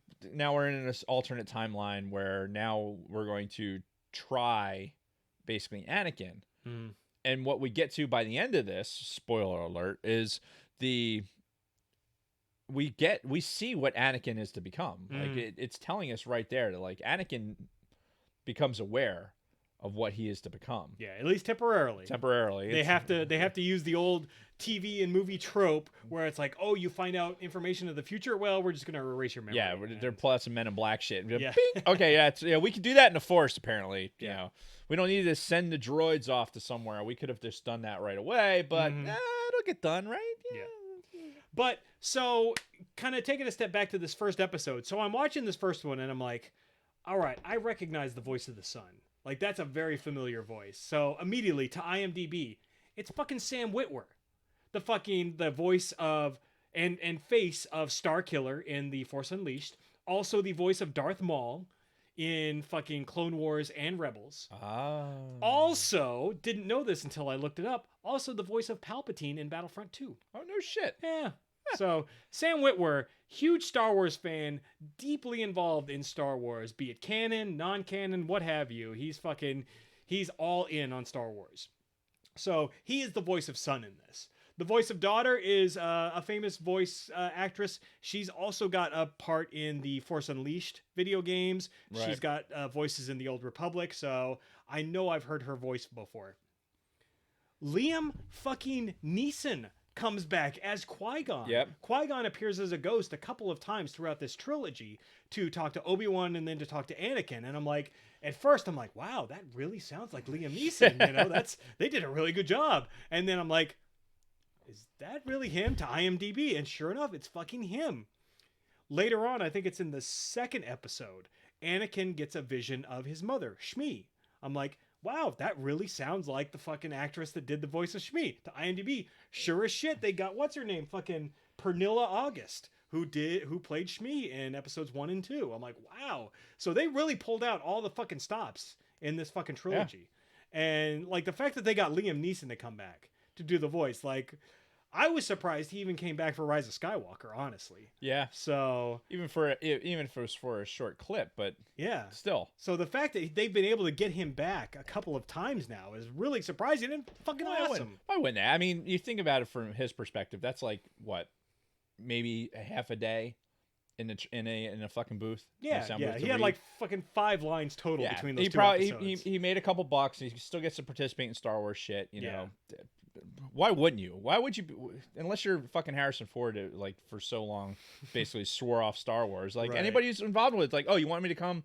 I'll go and fucking say 5 words. I don't give a shit. Right, because ultimately you're just writing your own paycheck for the future. Because with your SAG representation and all that, anytime the fucking Clone Wars now gets like licensed out to Netflix or to fucking Disney Plus, you get a fucking cut of that. Yep. So yeah, why wouldn't you do that? Yeah, cut of that. And if you're really down in the dumps and your career's taking a shit, you're like, oh, I'm going to show up at these random cons. Yeah. You're like, oh yeah, I played this person in the Resistance. Like, okay, great, let's go get their autograph. Yeah, and we're gonna like sit there and suck your dick right there on stage, and we're all gonna be happy about it. You're part of Star Wars. Yeah.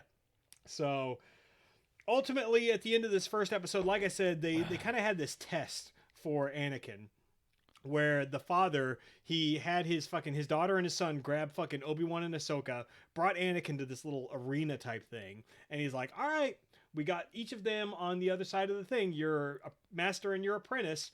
I told my son and daughter to kill them both, so who are you going to save, right? This was the father talking to Anakin. Right. Like, not very light side of him. No, but, no. So ultimately, Anakin... Only a Sith that deals in absolutes. Right, exactly. So Anakin's like, nah, fuck it. I'm going to save them both. Fucking force grabs both the daughter and the son, fucking forces them both to kneel in front of him, like after some back and forth and all that. And the father's like, yeah, you did it. You are the only being besides me that's ever been able to subdue both my daughter and my son at the same time. You are the fucking balance. So Good on you. Yeah, you good on you, and join us. Stay here. I'm dying. You're my heir apparent. You're the one who can keep these two in check so they don't go out and fucking just completely annihilate the whole galaxy. And Anakin's like, no. Yeah, nah. Nah, that's not for me. Yeah. I got Padme at fucking home. It's all good. Yeah. So he doesn't do it though. They fucking leave. The end of the first episode, they're like, "Nah, we're gonna peace out. So have fun with your little family squabble, Right. and we'll Good luck." yeah." So obviously that's not where it ends, because we pick up in episode 2 where it starts off right from the beginning. Fucking the son grabs Ahsoka from their shuttle and just beat feets out of there. Like, he grabs her and like fucking hauls off to his little dark side citadel that he's got on the fucking planet. Immediately, like, fucking mind fucks Ahsoka and ultimately mind controls her to the where she's like now obeying all of his orders. Right. Which leads to some really cool scenes later on in this episode, because now as Anakin goes looking for her, he finds her and she's like, "You have to join fucking Darkside Boy or be destroyed." Anakin's like, "Nah, I'm good." And she starts like fucking attacking him. So we get this really cool fight scene with Ahsoka versus Anakin. Yep. And she's holding her own. Obviously, she's mind controlled and whatnot. But Obi-Wan joins the fight, and she's still fucking holding her own, like fighting off both Anakin and Obi-Wan. Long story short, daughter goes and grabs like some fucking dagger, which is the only thing that can kill any of the 3 family members. It's the dagger of Mortis. Yes, exactly. And we kind of come to a point where I think it's the son has the dagger and he's going to stab the father, because once he kills the father, he can leave. Daughter throws herself in front of the dagger. He fucking kills her. I didn't get to read the episode 16. We kind of like you launched right into it. Oh, I thought you've seen it. No, I was going to read the Mystery of Mortis. Oh, fuck. All right, go ahead. Mystery on Mortis. Sent to discover the origin of a mysterious distress call, Obi-Wan Kenobi, Anakin Skywalker, and his Padawan Ahsoka Tano are stranded on a distant planet. There they discover 3 beings more powerful with the Force than any Jedi have seen before. The father keeps a fragile balance between his daughter, who allies with the light side, and the son, who drifts even closer to the dark side. With his strength failing, the father asks Anakin to stay and take his place, preserving the balance between light and dark. But after passing a perilous test, Skywalker refuses. Now we find our heroes about to depart for their journey home, or so they think. Hence, Ahsoka gets grabbed. Right. Everything that I said Everything over the he just last said. 10 minutes. And then, I gotta say, I wrote a note about it. Like, I like evil Ahsoka. When she was, like, all fucking mind-controlled and, like, fucking, like, kicking Anakin's ass and all that. I'm like, I like this version of Ahsoka. But, unfortunately, she doesn't stay that way. So, yeah. Fucking son goes to stab his dad. Stabs daughter instead as she fucking, like, throws herself in front of him. And he's like, "What have I done?" Yeah. He beats feet out of there. Right. Ahsoka's, like, practically fucking dead. Because son was like, "I'm done with you." Touches her forehead and she's like, fucking eyes roll back into her head and like, she looks like fucking Snoke at the end of and she's out. Yeah, so basically daughter gives her life energy to fucking revive Ahsoka and bring her back, but daughter's dead. Father's all distraught. He's like, "Oh no, now my son will take control of everything." Oh no. And again, at the end of this episode, Anakin, Obi-Wan, and Ahsoka are like, "Okay, well, we're gonna leave." Yeah. So this is just fucked up, and we're just gonna go ahead and roll out. Right. So again, 2 episodes in a row, they're like, "Yeah, okay, good luck with that," and we're gonna go. So daughter's dead, father still dying, has no control. The son is now like just dove headlong into the fucking dark side. Mm-hmm. Shocking no one. Yeah. So we get to episode 17. Episode 17, which... Ghosts of Mortis. Stranded! Obi-Wan Kenobi, Anakin Skywalker, and his Padawan Ahsoka Tano are caught in the middle of a treacherous battle between good and evil. The scales now tip towards the dark side. Our 3 warriors must guard against the attack as they plan their escape. A great weight has been placed on Anakin's shoulders, for it is now that he must face who he really is. Yes. So... take a step back real quick, because in the first episode of this, there's a lot of talk about the Chosen One, the balance, and all of that. And I think it was Father who mentioned to Anakin, like, you are supposed to be the Chosen One. And Anakin, like, straight up says, the idea of the Chosen One is a myth.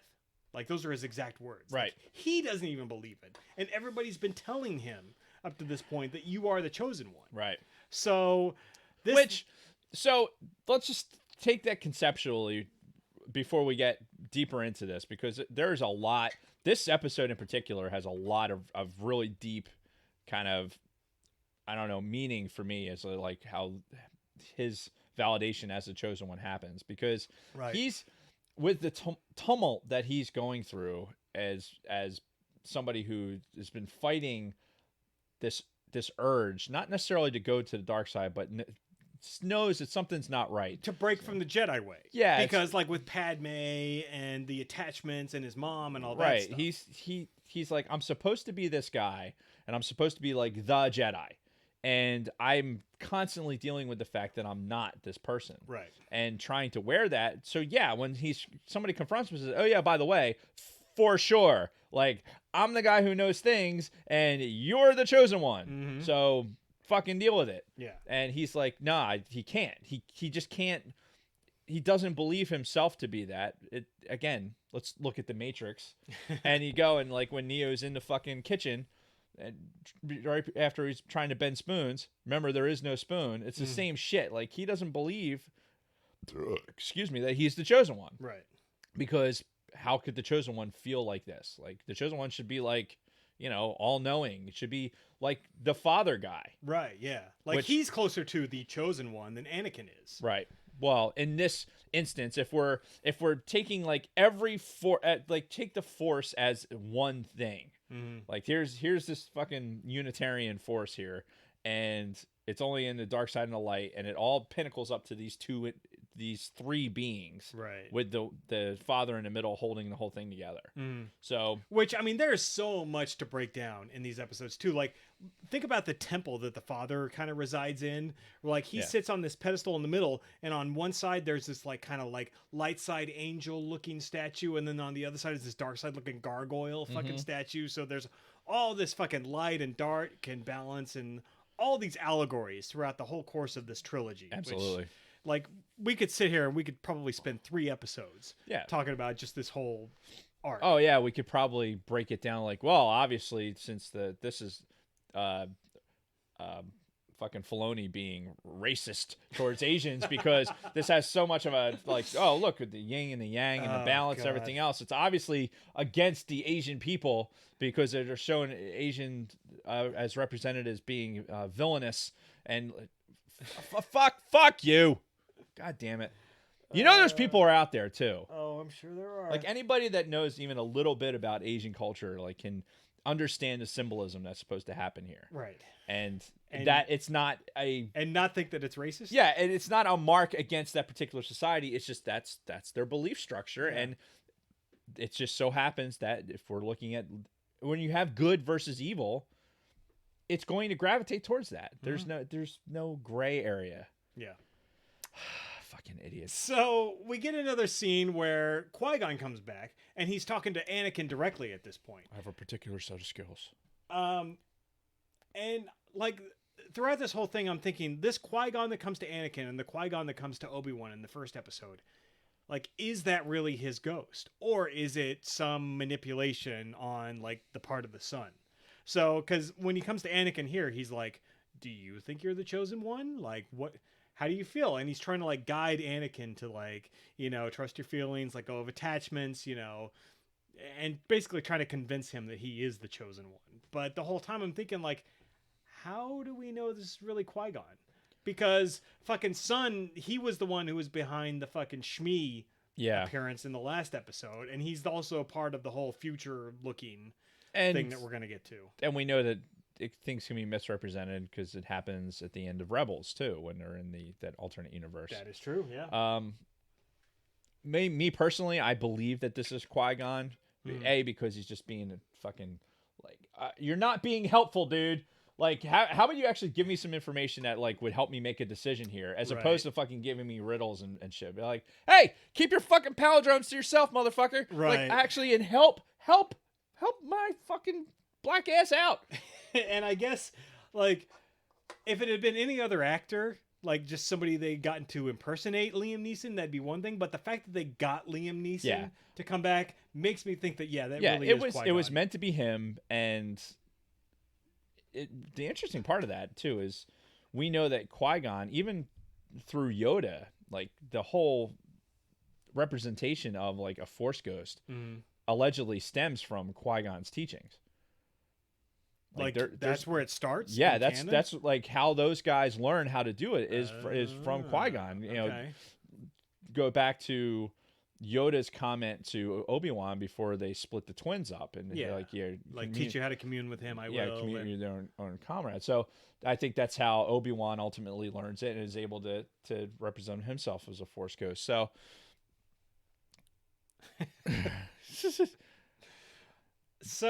wait a minute, who's the bi Swede? Oh, bi Swede. Oh, yeah. I didn't realize. 6 points for the bi Swede. Hey, you know, whatever floats your boat, man. Yeah, man. You know? Anyway. Speaking of which, is that his wife in the whole the Instagram page? Hold on. Sidebar. Who? Big Swedes? Yeah, the fucking the plant lady, the crazy plant lady. Yes, she's a crazy plant lady. No, is that his wife though? The picture in. I don't know. I have to look at it. Hold on. Crazy plant lady. Is that her right there? Have you? Yeah. Nice. Very nice. So, anyway. Sorry, squirrel. Yeah, so initially I was questioning whether or not that was Qui-Gon, but I'm starting to think like it had to be him and his spirit. But the funny thing is both with Obi-Wan and Anakin, they're like, yes, this is Qui-Gon, and this is perfectly normal. I'm just going to have a regular conversation with this person. It's not like, holy fuck, you're the ghost of that guy that died several years ago. Well, I think that... What the hell? Again, I can't present any empirical data. We're on season... We're on season 3 right now, for fuck's sake!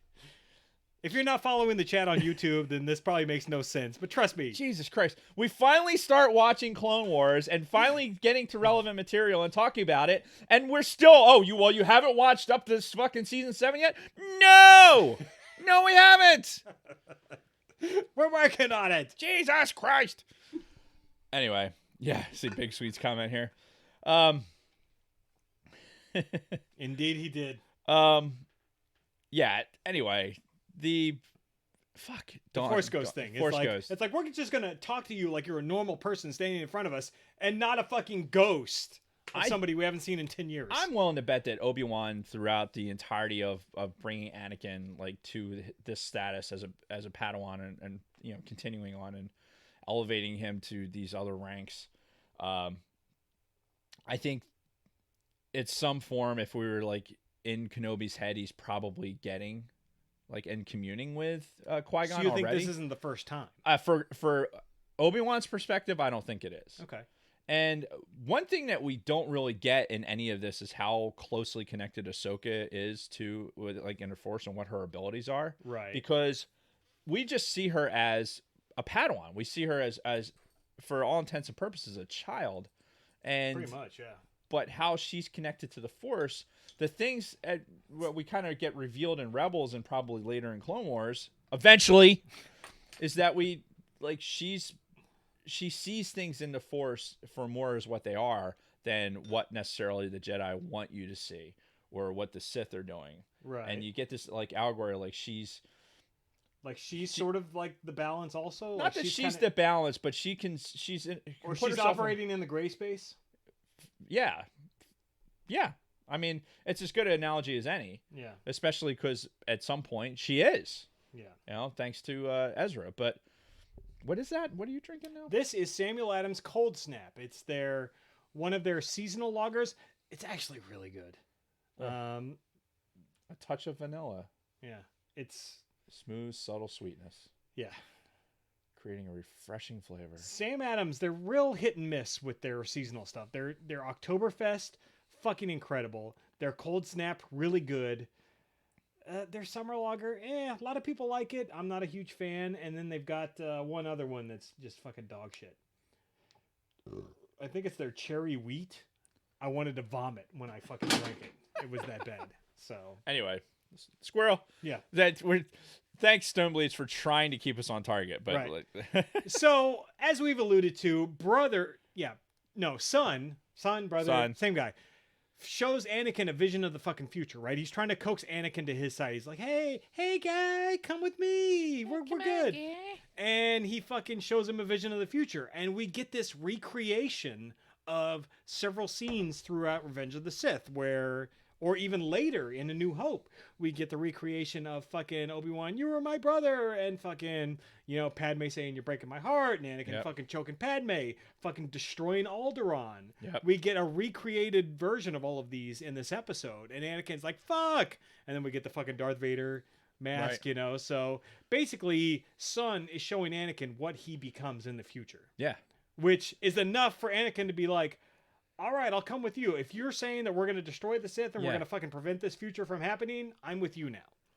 Which is ultimately Anakin's weakness throughout all of this. Because it's the whole fucking thing that leads him into, getting into Palpatine's reach in the first place was because, like, hey, here's the future. Like, your girl's going to fucking die. I can prevent that. All right, I'll go do that. Yeah. Like, oh, come on. Yeah, so motherfucker. He's very...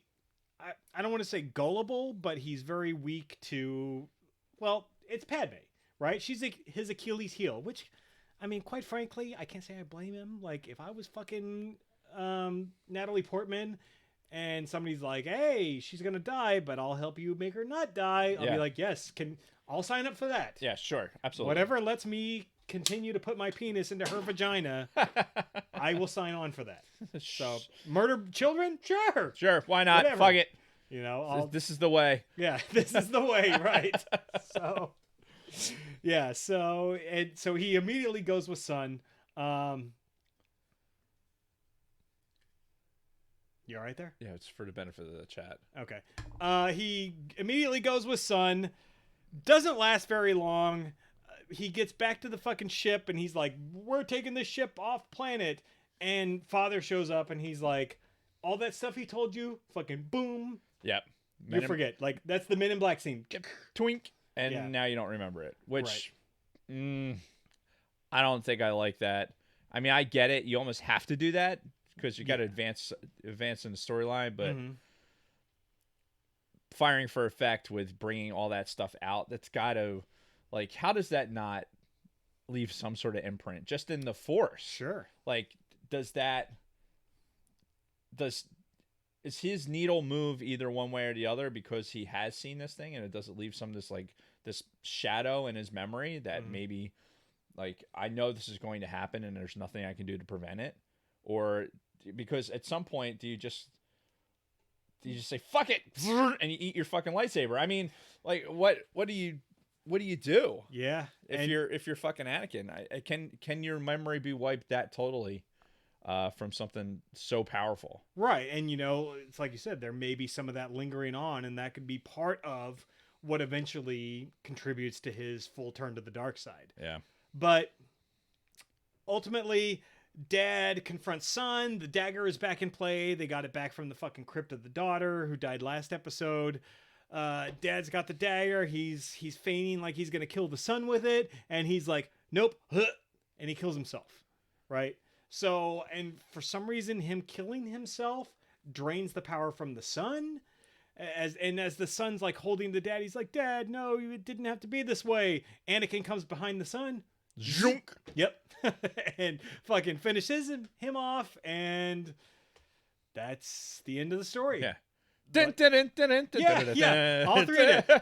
Father, son, daughter, all dead. So they're like, okay, this is all wrapped up in a nice little bow, and we're out of here. Yep. So again, for the third episode in a row, Anakin, Obi-Wan, and Ahsoka are like, okay, we're out. All right, peace out. Yeah. And when they do go back, they're like, whoop, they zip right into time and meet up with Rex. Right. Like, that never happened. Right, like another seamless travel there, and they're like that splinter in the mind's eye, right? yeah. So, and that's the end of the trilogy. Overall, I think it was a very important trilogy when it comes to like the conversation about the chosen one and the balance and everything. Sure. I think it was a great introspective type of look at, is Anakin really the chosen one or not? And we could again have a huge discussion about this. We've had this discussion before. True. This was an episode of the podcast before we ever watched these episodes. Yep. You know, whether or not Anakin truly amazing. is the We were chosen actually one. able to have content without doing the Clone Wars. I know, until it's this a point. miracle. But yeah, so much to break down in these episodes. Overall, very serious trilogy of episodes. You know, not kiddie at all. No. Visually fucking phenomenal.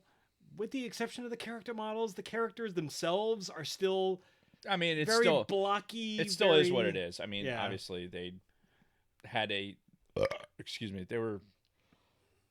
this is what they were working with. They weren't going to change it completely. Yeah. And it's like you said, Goodness. the animation's all crappy.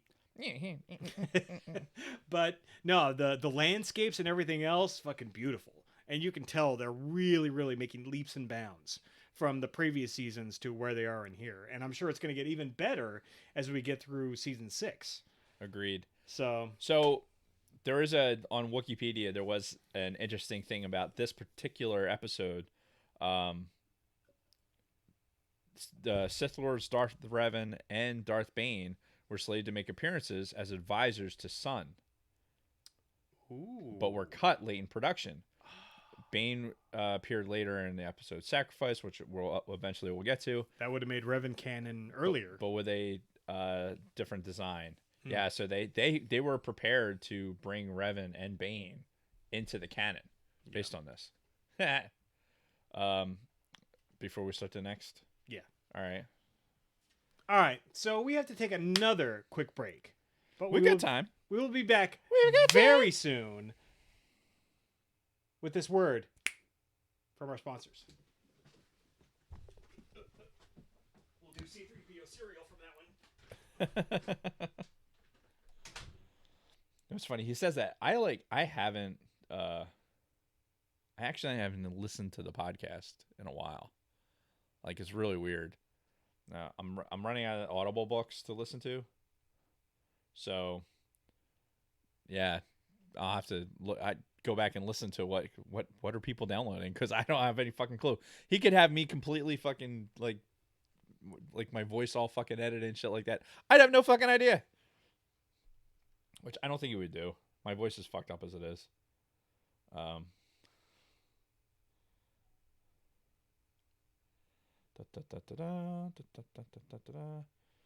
wife is watching sheep dissection with a steak knife. Neat. She's anatomy. It's not some weird fetish thing. It's not, it has nothing to do with this. It's more, well, this is probably sharper than a steak knife. What is? Oh, bad. All right. Do you need another break? I'm good. All right. Give me another countdown. The beer doesn't rocket through me like or the Diet Coke doesn't. Diet Coke doesn't go through me like beer would. Yes. All right, hang on. The blue skidoo weekend too. More Hank. Oh, all right. Stop. Son of a bitch. All right, ready? Yes. And deux, trois.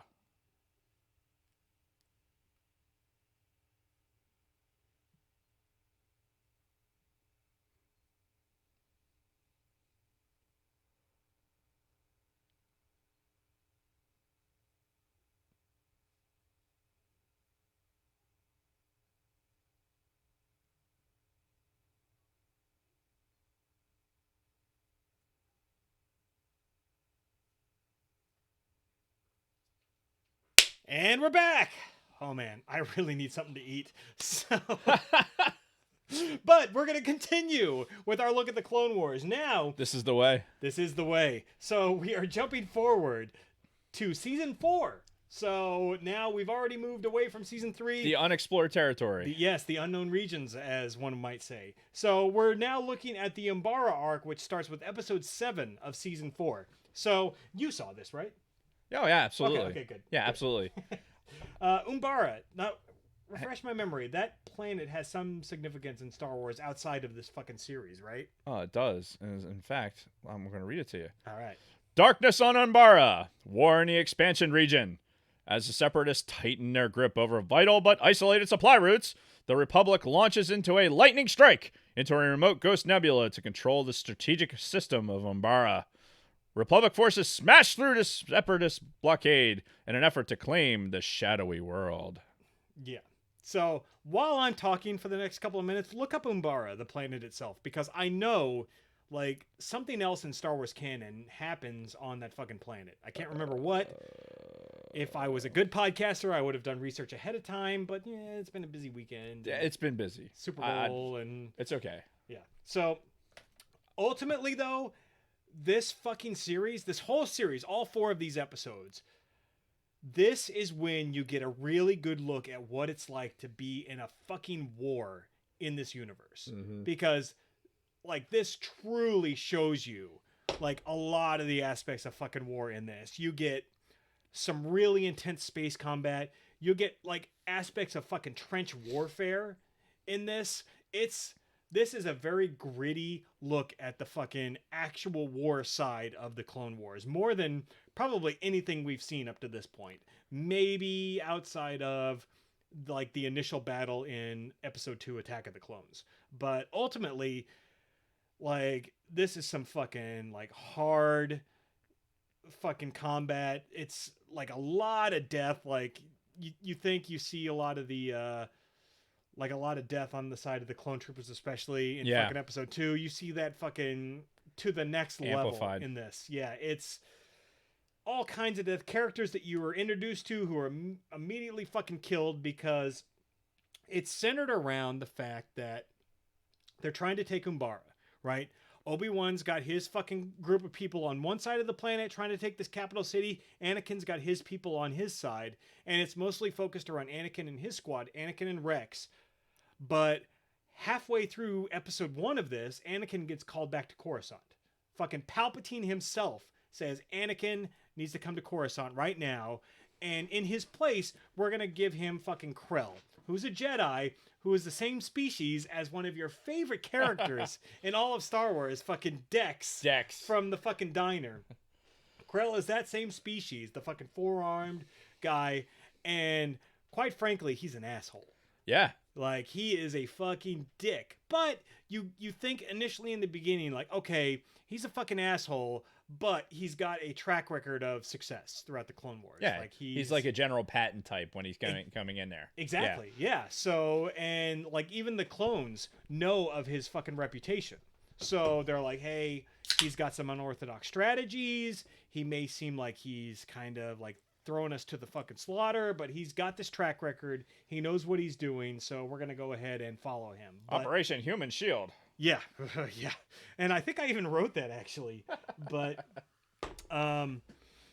yeah, once Anakin's gone, like, he turns into, like, this fucking alpha douche. And he basically treats... Umbara was in Thrawn. Oh, okay. See, I knew I'd heard it. It was somewhere also before. mentioned in Leia, Princess of Alderaan, and in Catalyst, a Rogue One novel. Okay, It was cool. mentioned. So it's been mentioned. It's definitely been kicked around. But Thrawn is where it was most prevalent. Okay, because, yeah, when I saw, like, the Umbara saga, I'm like, okay, I know that planet. I've heard that before, so. Obviously, this guy is actually pretty cool when it comes to lightsaber combat, because he's got the 4 arms, and Right. He's like an actual, like, living Grievous type. Right, but he also carries 2 double-bladed lightsabers. So in his 2 left arms, he has a double-bladed lightsaber, and his 2 right arms, he has a double-bladed. And especially in episode 4 of this saga, when he's fighting the other clones, and he's fucking doing all kinds of crazy combat moves, it's really fucking awesome to look at. But yeah, he's a fucking dick. And he treats the clones throughout this like they're nothing but cannon fodder. He refers to Rex as CT-7567. Like, you're not a fucking clone, or you're not fucking Rex. You're a CT whatever. And he has zero regard for the life of the clones. So you're like, wow, like he's one of these people that treats them not as like actual sentient beings, but they're no different than fucking droids that the Separatists are using. Yeah. And I know it gets a little repetitive. Like, if you're watching these episodes back to back to back, it gets very repetitive because he's constantly sending them to the fucking slaughter. It's full frontal assault for every one of these fucking attacks that they have on Umbara as they're trying to take the capital. It's like, full frontal assault. I don't give a shit if they have defenses. You will take this no matter what from the front, where they're like, hey, we were thinking about flanking from the side and, doing some like technique. He's like, no, full frontal assault. And it's like they time hopped him from fucking like Cornwell's fucking army from fucking 1776. So like, nope, get in a line, fucking keep marching forward. Yeah, when the guy falls in front of you, just fucking step up. You're the next guy. And that's like, exactly what it was. Just keep getting shot in the face until I tell you to stop. Mm-hmm. And Bronco Fett makes a good point in here. Krell acts like every Marine I've ever run into. Probably. That's really funny. Yeah, I try to avoid Marines as much as possible, but. And one of the like shittier things about Krell as we go through these episodes is as they get into these combats, he's like barking at Rex, like, you will fucking take this, you will do a full frontal assault, fuck you. And he's standing at the back the whole time. He's not getting involved in any He's of in these the rear battles. with the gear. Yeah, like, whereas, like, you've seen with Anakin and Obi-Wan, like, they've got their fucking lightsabers ignited, they're fucking right there in the fray. Right. Nah, he's just chilling back. Like, you don't see him do anything until, like the last extreme. But I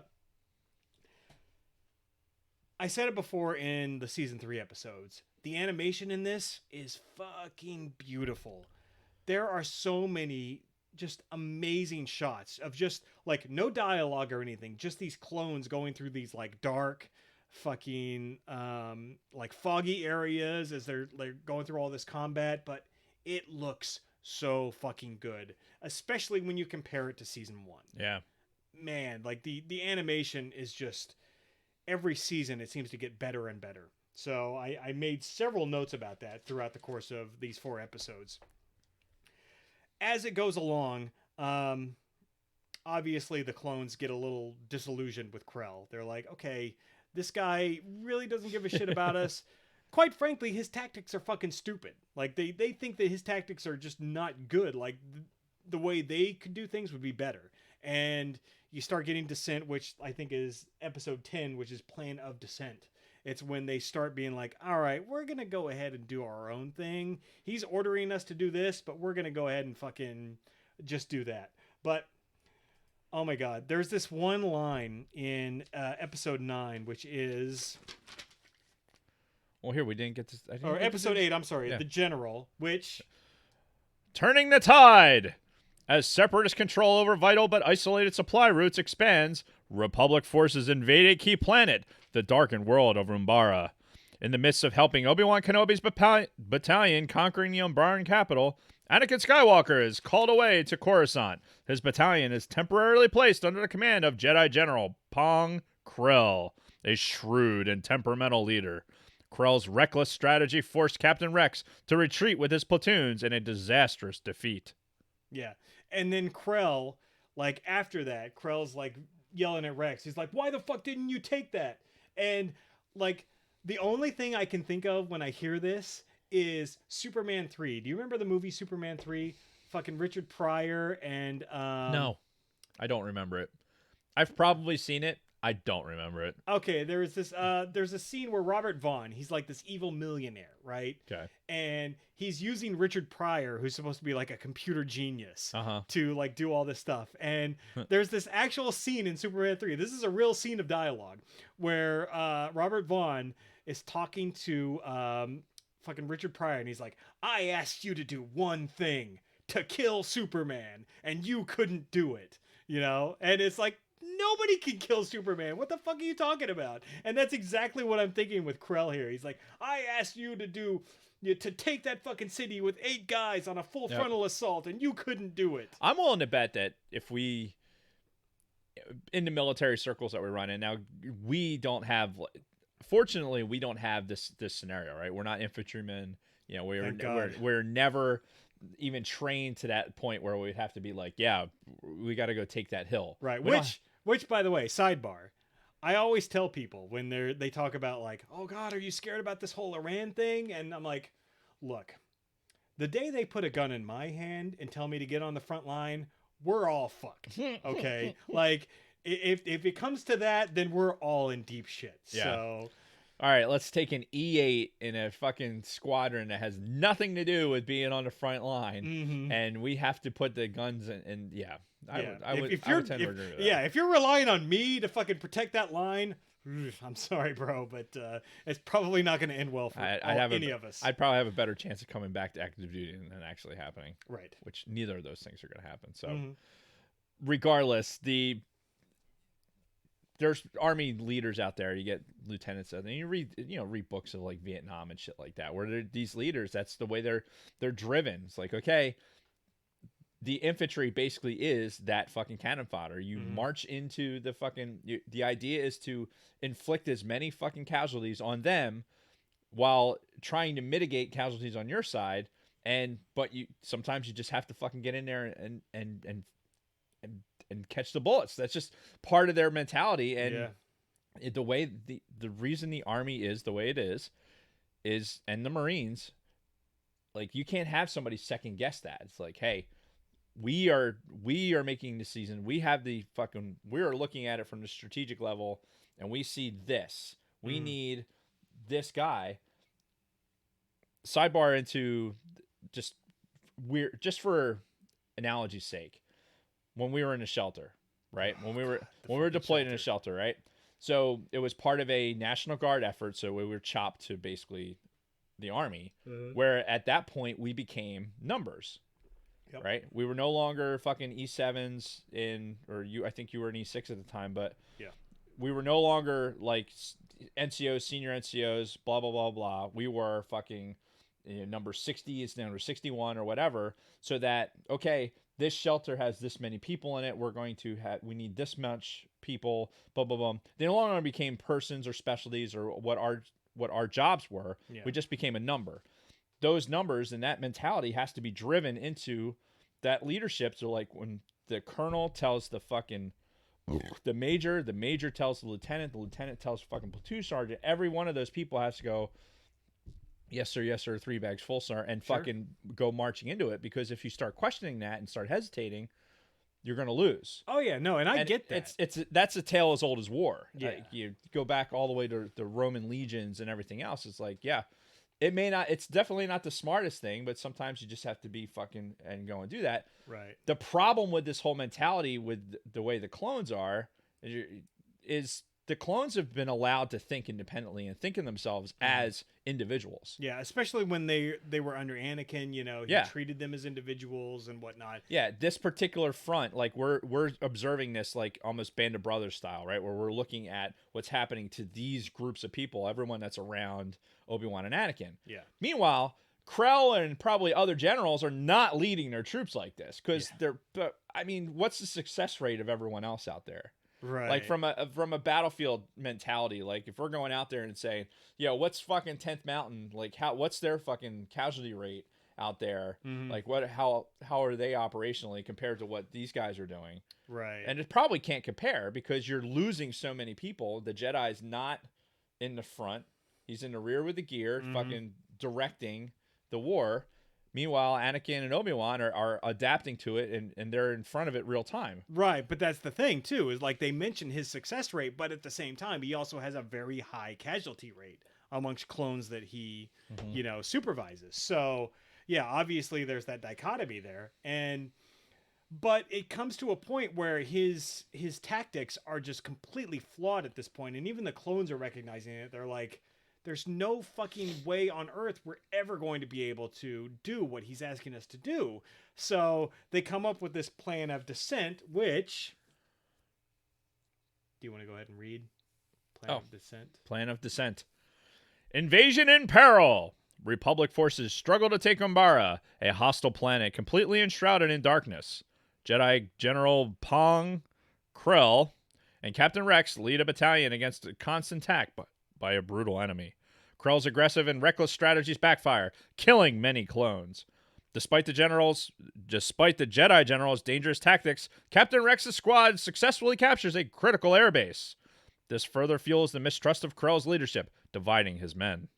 Yeah. So the clones throughout the whole course of this have been not exactly following his orders, and they've been doing their own thing, but it's been successful compared to what would have happened had they just blindly followed his orders. Stacking bodies. Yeah. So, and then we get to another point where there's a cargo ship out in fucking space, and again, there's a secret mission in uncharted space. Right, Let's go. And Krell wants to just send them on another suicide mission, and Rex is like, "No, we got two guys that like learned how to pilot these fucking Umbaran starfighters. How about we just send them out there and to do this?" And we didn't even talk about the worm cannons. Oh yeah, the fucking worm cannons and the fucking spiders. Like the Umbarans have some really cool technology, like the little fucking centipedes and all that.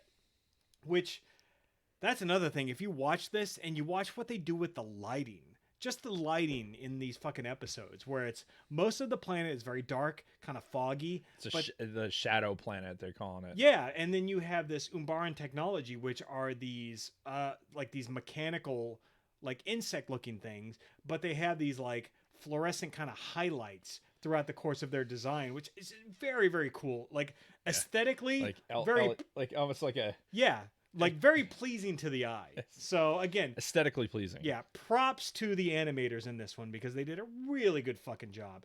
But they decide like they're going to take these starfighters that they used in the previous episode to take the airbase to then go and destroy the cargo ship. Again, against Krell's orders, but they do it anyway.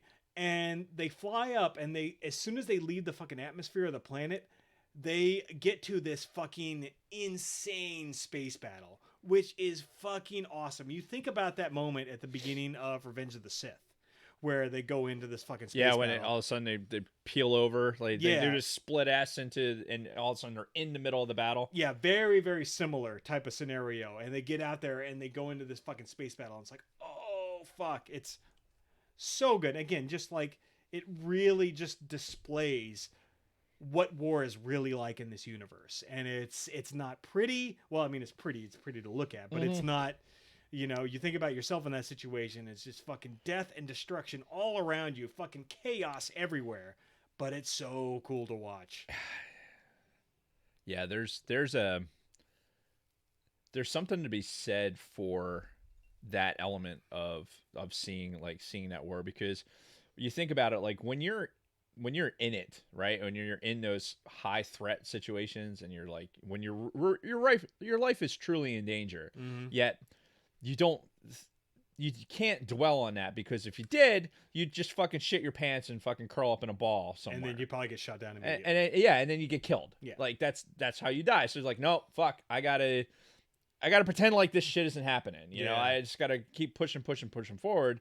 And it's funny too, because you think about like what veterans go through with PTSD and things like that, and in the quiet parts of your mind, sometimes those scenarios and like that danger is suddenly so real because you can't acknowledge it when it's happening. Yeah, and that's why it comes back with such force and can really, there's a whole nother discussion to be had about that, but.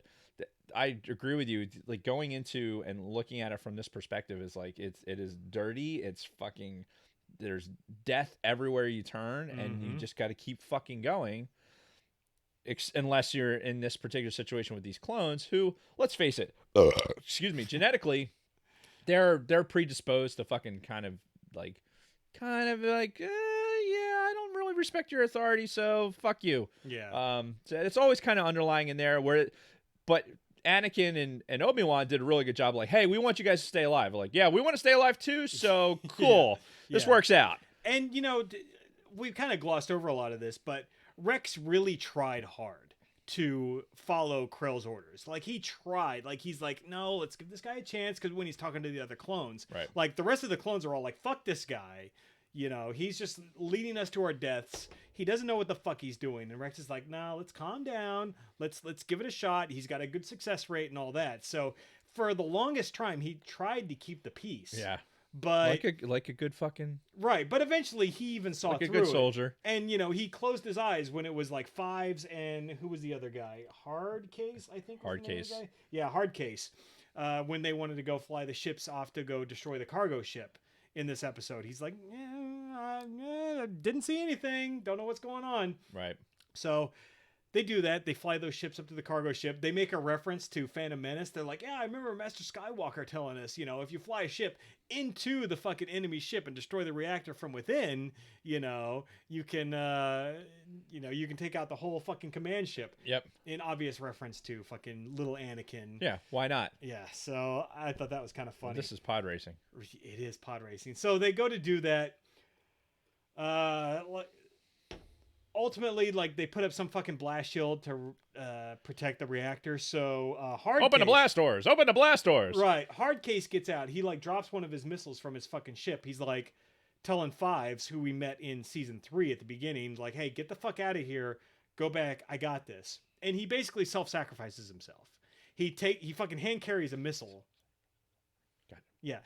he basically hand carries a missile to the fucking reactor around the blast shield and just fucking shoves it in there and just kind of like, he knows he's about to die. Fucking Spock. What was in the new J.J. Abrams Star Trek, when Kirk is in there behind the glass, like basically getting killed by all the radiation. I was thinking more Robert Downey Jr. from Natural Born Killers, like, as they're about to fucking like unload on him. Dude, you know how long it's been since I've seen Natural Born Killers? Dude, that movie was fucked up. That was fucked up. It's a good flick though. It was a good movie, but I haven't seen it in a minute. Yeah, it's been a long time. But anyway, we digress. So yeah, as we tend to do. Hard Case sacrifices himself, and Fives gets out of there. At the end of this episode, this is when shit gets really fucked up, because Krell finds out that they did this little, like, not even a mutiny, but they decided to go do something outside of his orders. And he's like, yeah, we're going to go ahead and court-martial you, and we're going to execute you too. Problem? No. I'm reacting. Oh, okay. So yeah, no, but Krell's like, yeah, we're going to go ahead and execute you for doing this. So completely like going away from the Jedi way, as opposed to just like, hey, you fucked up, you disobeyed, we need to put you through remedial training or something. He's like, no, we're just gonna straight up execute you. And that's where episode 10 begins, the carnage of Krell. While fighting to control the darkened world of Umbara, Anakin Skywalker's battalion is temporarily placed under the command of Jedi General Pong Krell. As Krell's disastrous strategies result in increasing casualties, his men begin to turn against him. Captain Rex struggles to balance loyalty between his commander and his fellow men. Under his watch, Fives and Jesse disobey Krell's orders, resulting in their court-martial. Yes. And at the very beginning, Krell's like, yeah, they disobeyed. We don't have time for a court-martial, so we're going to straight up execute these guys. So we get an old school fucking firing squad about to happen. They get a fucking line of clone troopers with fucking guns. They line up the two guys that are left from the fucking semi-mutiny, and they're just like, all right, we're going to fucking blast them. All right, so we get a moment in this, like within the first few minutes of this, where Krell's making this order, right? And he's like, we're going to kill these guys right now. Walks over to the fucking holo projector that he's been working with this whole time. This is such a split-second thing that happens. Right. This is that screenshot you This is the took. screenshot. Yep. So if you blink, you miss it, right? Because Krell's like being all big and bad, and he's like, fuck, we're going to execute them right now. Turns to the holo projector, and in a brief instance, it goes from fucking nothing to, and it materializes into like what I guess is like a fucking tower or something. Right. Ultimately, it manifests into a big fucking dick, right? Because that's what this whole thing is about. This is probably some fucking like Freudian giant dick measuring contest. Giant fucking dick sort of, Washington Monument kind of fucking moment here, where this guy is so insecure, like he's like, fucking, we're gonna kill these guys right now. And it was such a blink of an eye moment where I'm looking at this, I'm like, wait a minute. This is the beauty of Disney Plus, right? Yeah. Like, pause, back 15 seconds, play, pause, and it's like there's no fucking way this was not intentional. That the fucking animators were like, you know what? We're just gonna throw this in here for like a half second. The kids are never gonna understand what's going on, but the adults who actually don't blink and actually catch this, yeah, this is gonna be a big fucking Freudian dick fucking moment right here. It's not even Freudian. It's just a very blatant, like, look at this cocksucker. Yeah. You know, he likes his dicks big and blue.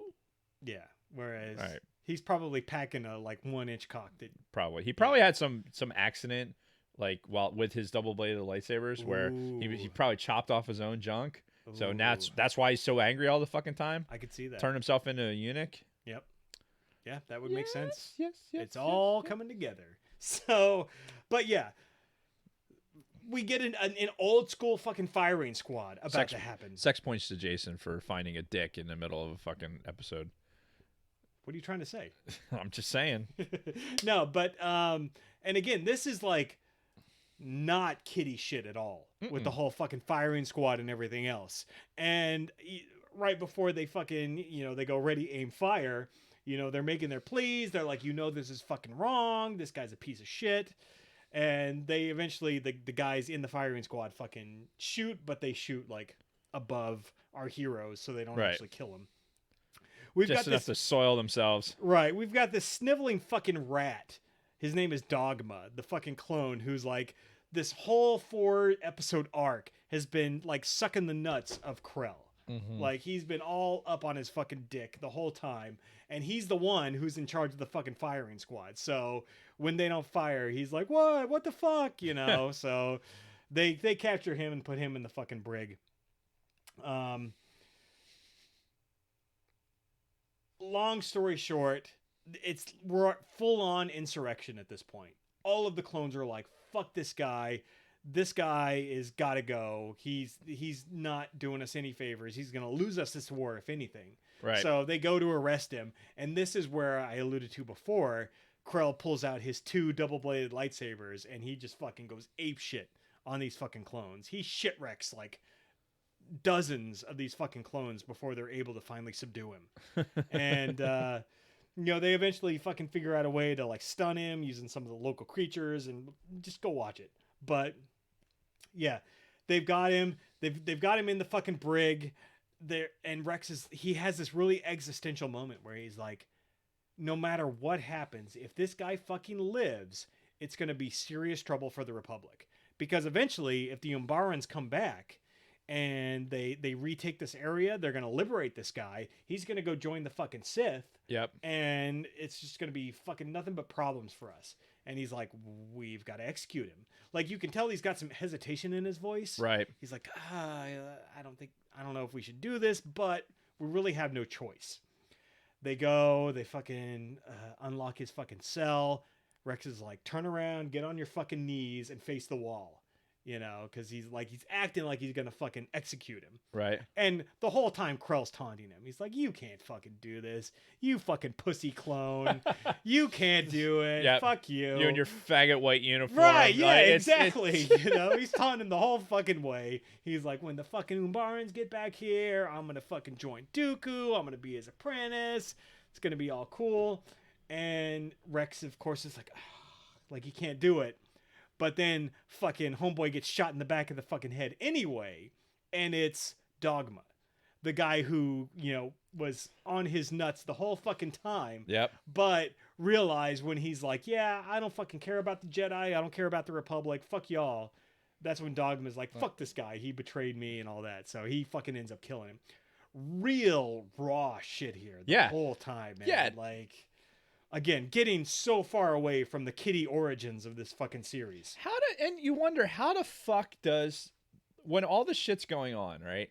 You think about how sensitive the Jedi are to all the things that are going on within the galaxy. Yeah. How the fuck do they not know that this Krell guy is basically, like, by throwing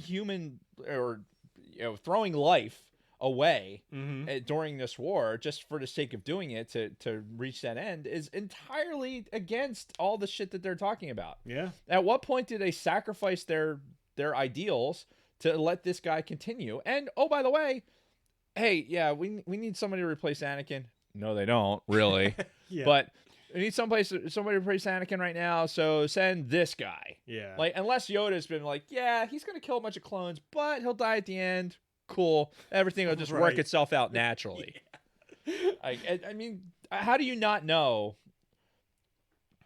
Unless the Jedi just are not in that, their ability to tune to those types of things in the Force is just non-existent. Well, you got to think about it in the context of where they are in the process of this war. It's probably more like, fuck, we're so fucking strained right now. We're pulled in a million goddamn directions. We got all these battles going on. This Krell guy, yeah, he's shown some dark side tendencies. He's kind of a dick. We really don't really have any other fucking options, quite frankly. Like, we're task saturated right now. Fucking send this guy over there. And he's got high success rate, so fucking do it. Whatever. Do it. Yeah. Do it. But Shit, and maybe even Palpatine at some point was like, yeah, this guy might work out best if does Palpatine as the fucking Chancellor say, like, yeah, I think this guy probably, like, hey, we really need this. This is a very strategic part of what we need. We need somebody with a high success rate. If I'm bringing Anakin back, why don't you send that guy?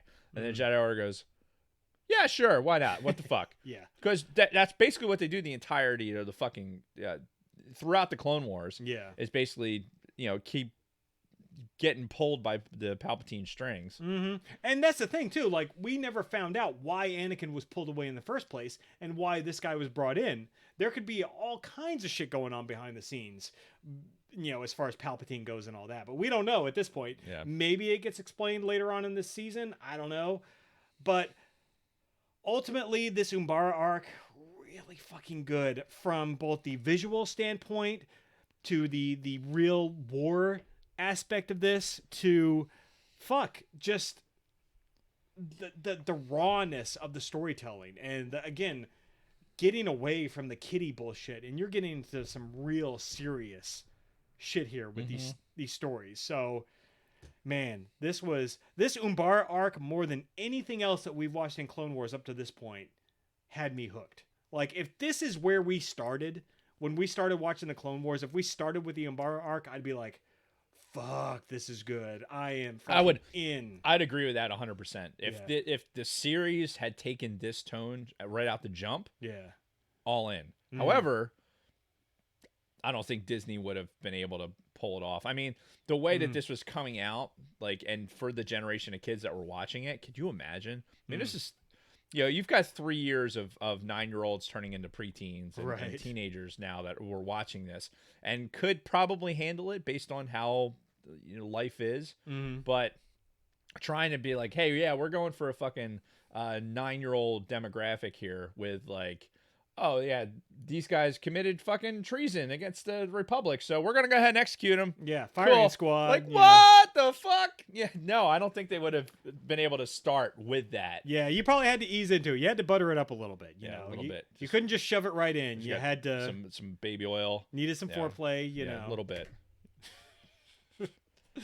So that is this episode. Next week we've got all of the Darth Maul stuff on deck. So hold on, let me get my notes up so I don't fuck this up.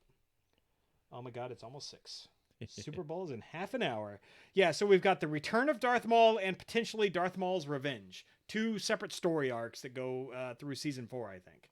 So we got those coming up next week.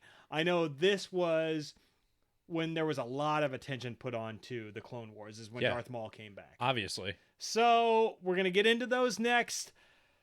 Yeah, man, I said this last week and I'll say it again. I wish we had done this from the start. Just started with the essential episodes and then worked our way forward.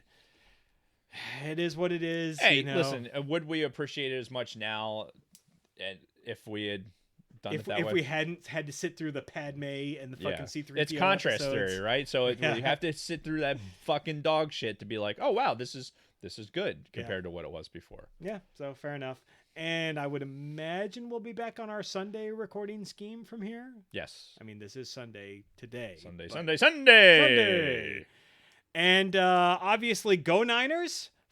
No, I'm not going to say fuck the Chiefs. because I have respect for the Chiefs organization. And your son's a Chiefs fan. My son Ben is a Chiefs fan. He's already got his 3 pieces of Chiefs gear on. He's got his jersey, his shirt, and his fucking hat. So, respect. But yeah, it's going to be a great game. We're probably going to do a 15-minute or so halftime show at halftime. So join us there. If you're listening to this on the audio version, obviously you've already missed the boat. Can't help you. Sorry. Fucking subscribe to our YouTube. Go to YouTube. Search All Things Star Wars. Look for us on there. Subscribe to us and watch us live when we record. And then you won't miss the boat on these things. Agreed. Yes. Anything else? Hold on. Let me do. Anything else? Podbelly. Podbelly.com. Go to podbelly.com. You Yes. can stream us as soon as you go to podbelly.com. The first one. Mhm. And every time I mention Podbelly, I'm going to mention this. The first one. We are number 1 on the podbelly.com site. Yes. We are part of the Podbelly Network. The first part and the best part. But I think totally distracted. Go to podbelly.com. You can stream from there if you're interested in podcasting. It's got some tutorial stuff on there. Support the podcasts that are part of the Podbelly Network and tell them that the All Things Star Wars podcast sent you. Yep. Yeah, and go to iTunes and leave us a 5-star review. Yeah, we didn't check for that. Did you look before we started? Looking right now, we have not gotten a new review since our last Okay. episode. So please, if you have not reviewed us on iTunes, we need this. We need it. So it helps. Jason, what are you going to do?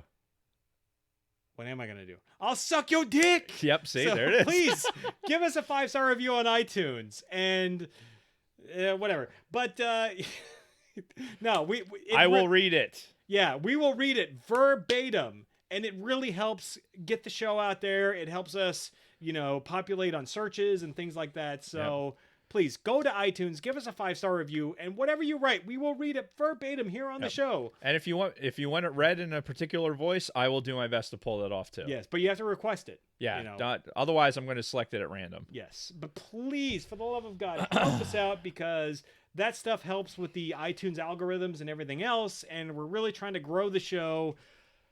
Like and subscribe to us on YouTube, and share us anywhere you can, please. And we appreciate everything. And if you want to support us financially, go to patreon.com /ATSW podcast. Anything you give us goes right back into the show.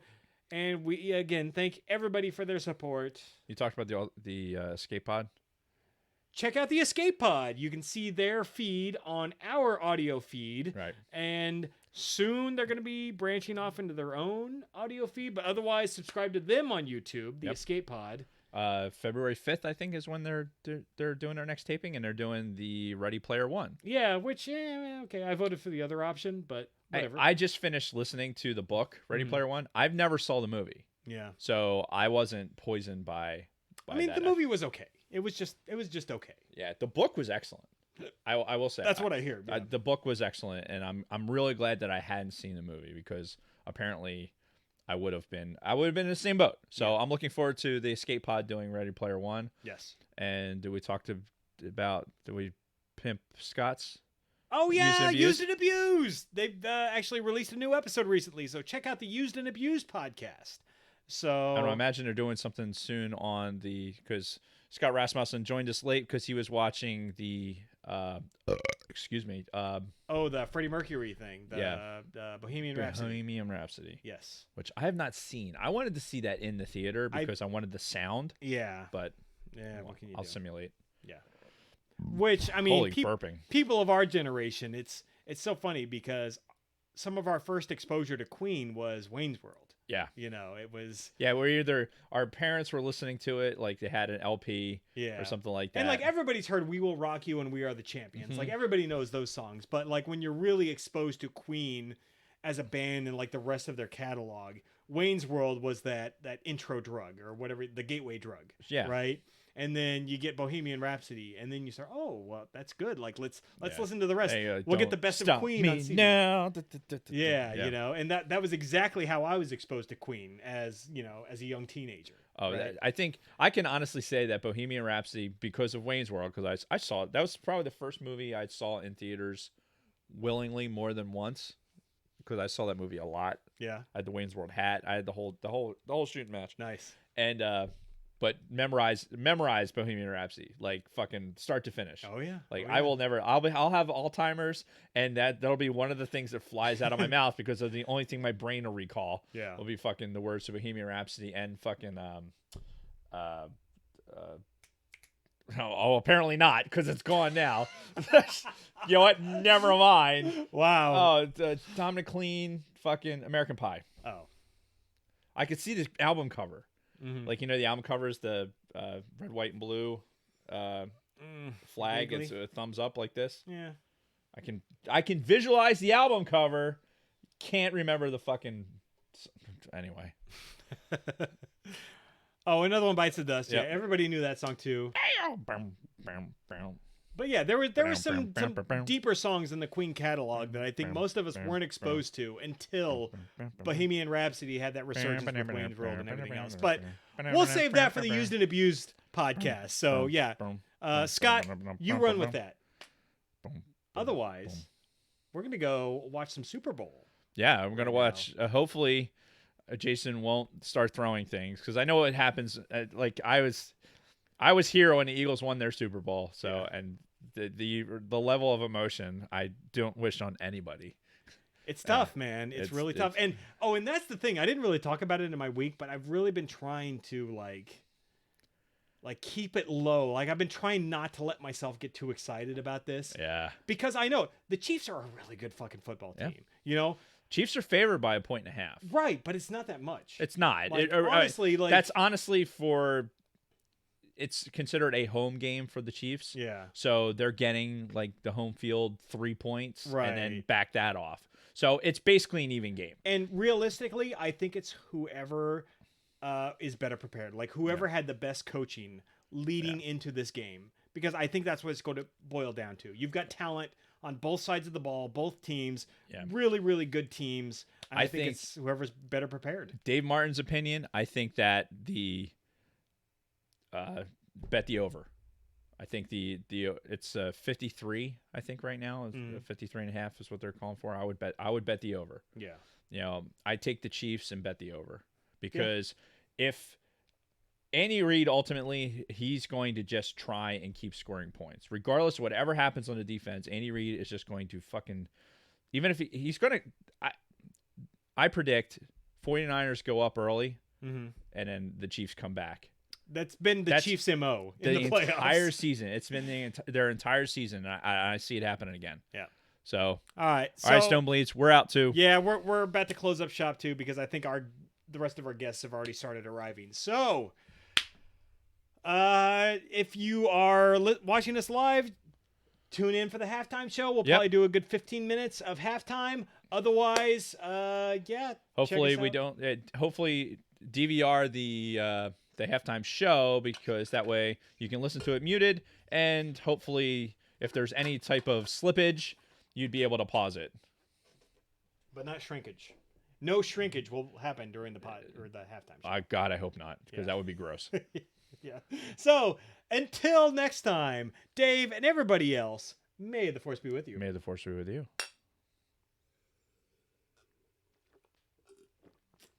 What time is Kathy showing up? I have no idea. Okay. Oh. Okay, now what do I click? Whoops. Got a little ahead of myself. All right, stop. Don't stop. There's not going to be a whole lot of post-show stuff, because like I said, our food is probably ready. Jason needs to eat something. Yeah, the guests are probably already here. ATSW episode. I have to pee. 36. Go ahead and do that now. Oh, raw. Episode 136 raw. Raw, bitches.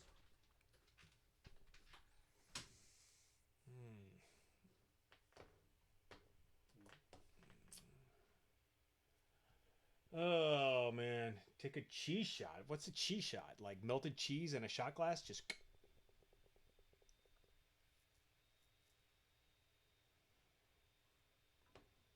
I farted. We'll see if Dave says anything when he comes back in.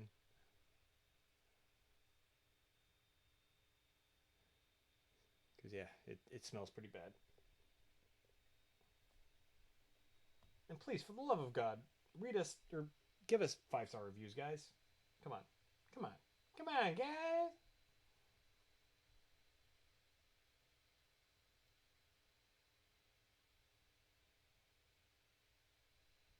Yes. Okay, so this is a little bonus for you folks. I don't know how it happened. I don't know if it was through my 49ers association or through some of the other people that I follow on Instagram, but I ended up following this this lady on Instagram, Riley Jensen, right? She's a 49ers fan, and I'm like, I see a couple of pictures of hers. It's like a recommended thing through Instagram, and I'm like, my God, this is like the most attractive woman I have ever seen in my fucking life, right? So I follow her on Instagram, and I go and I look at her profile. Come to find out, she's a former porn star. So, but yeah, this girl right here, Riley Jensen, dude, she's so fucking hot. Yeah, she used to be a porn star. Apparently, she's got a page on Pornhub and everything else. But yeah, nice. like that right there, like that was the picture that sold me. So yeah, like right here. I don't know if you can see this. So anyway, when is Kathy getting here? Or is she here? She may already be here. I don't know. All right. She was asking about bringing the dog over. I'm like, I don't know. I'd say talk to Kristen. I mean, her and Indy got along really. Him. Her. All my dogs are hers. Okay, yeah. Indy and her got along really well last time, so. Yeah, that was the picture that. Yeah, Holly's a lot bigger now. Is she? Yeah. Like, that picture right there, I'm just like, I'm in love with this woman. Oh, and by the way, she's a 49ers fan, so, but yeah. Porn star and a 49ers fan. Mm-hmm. I mean, The trifecta for Jason. Could you ask for anything more? I think not. Could you ask for anything more? Oh, man. Who could ask for anything more? Jason needs to do a shot for every time the fucking... What happened now? The Chiefs score? Well, That would be ugly. Isaac Jason would not be going to work tomorrow. Oh, Did you I took tomorrow off. Good man. Because I basically told them, I'm like, look, either I'm going to come in tomorrow as a pompous asshole, more than normal, or I'm going to be fucking really pissed off. So either way, nobody wants to be around me tomorrow. So I'm just going to take a day of leave. And plus, you're going to want to have to sleep it off. I know how I felt, man. After that Super Bowl win, I was like, I had no energy at all. It was just like I vibrated through that entire game, and just by the climax and the vibrating climax. Yeah, I mean all the sexual analogies, all the sex points. Yeah. Because fucking hell, man, just that gloriousness. Because think about it, when the last time the 49ers won the big one, how old were you? 18. So you were technically an adult, but that was fucking. Yeah. It was a long fucking time. That was ago. a long time ago. That was 30 years ago. That was 32 years ago. No, 22 years ago. I'm not that fucking old. 18 plus 22 is 42. So 23 years ago. I don't think your math is right, dude. I don't think your math is right. You're the one in fucking calculus. I don't think you're getting this. Just because I'm in calculus doesn't mean I'm good at it. Clearly not. I could tell you the fucking derivatives, limits, and fucking I could give you acceleration, instant acceleration, all that fucking shit. I could do that. All right. So, what year were you born? Okay, Scott's telling us 94. I was born in 76. All right. So I was 18. Yeah, 94, 86. Yeah, I was 18, or I might have been 17. About to turn 18. Either way. Yeah, that makes sense. Because in 94, I was... I was right? Yeah. Is what you're telling me? 94, I graduated high school. Right, yeah, so. Yeah. I graduated in 95, so... Slaughtered the Yeah, Chargers. that was... And see, that's the thing. Like, going into that game, I'm like, the Niners are going to fucking kill them. Fucking, yeah, we're going to beat the shit out of the Chargers. And they did. Because they were clearly a better team. This time around, I ain't saying shit. Yeah. Because I know that the Chiefs are also a really good fucking team. So... See you, Bronco. Yep. Peace, guys. All right, we're out. Game time. All right. Stopping the stream. Scott, good luck, my friend. Don't worry about it. What was that? Fireworks. We were hearing them last night too. Why?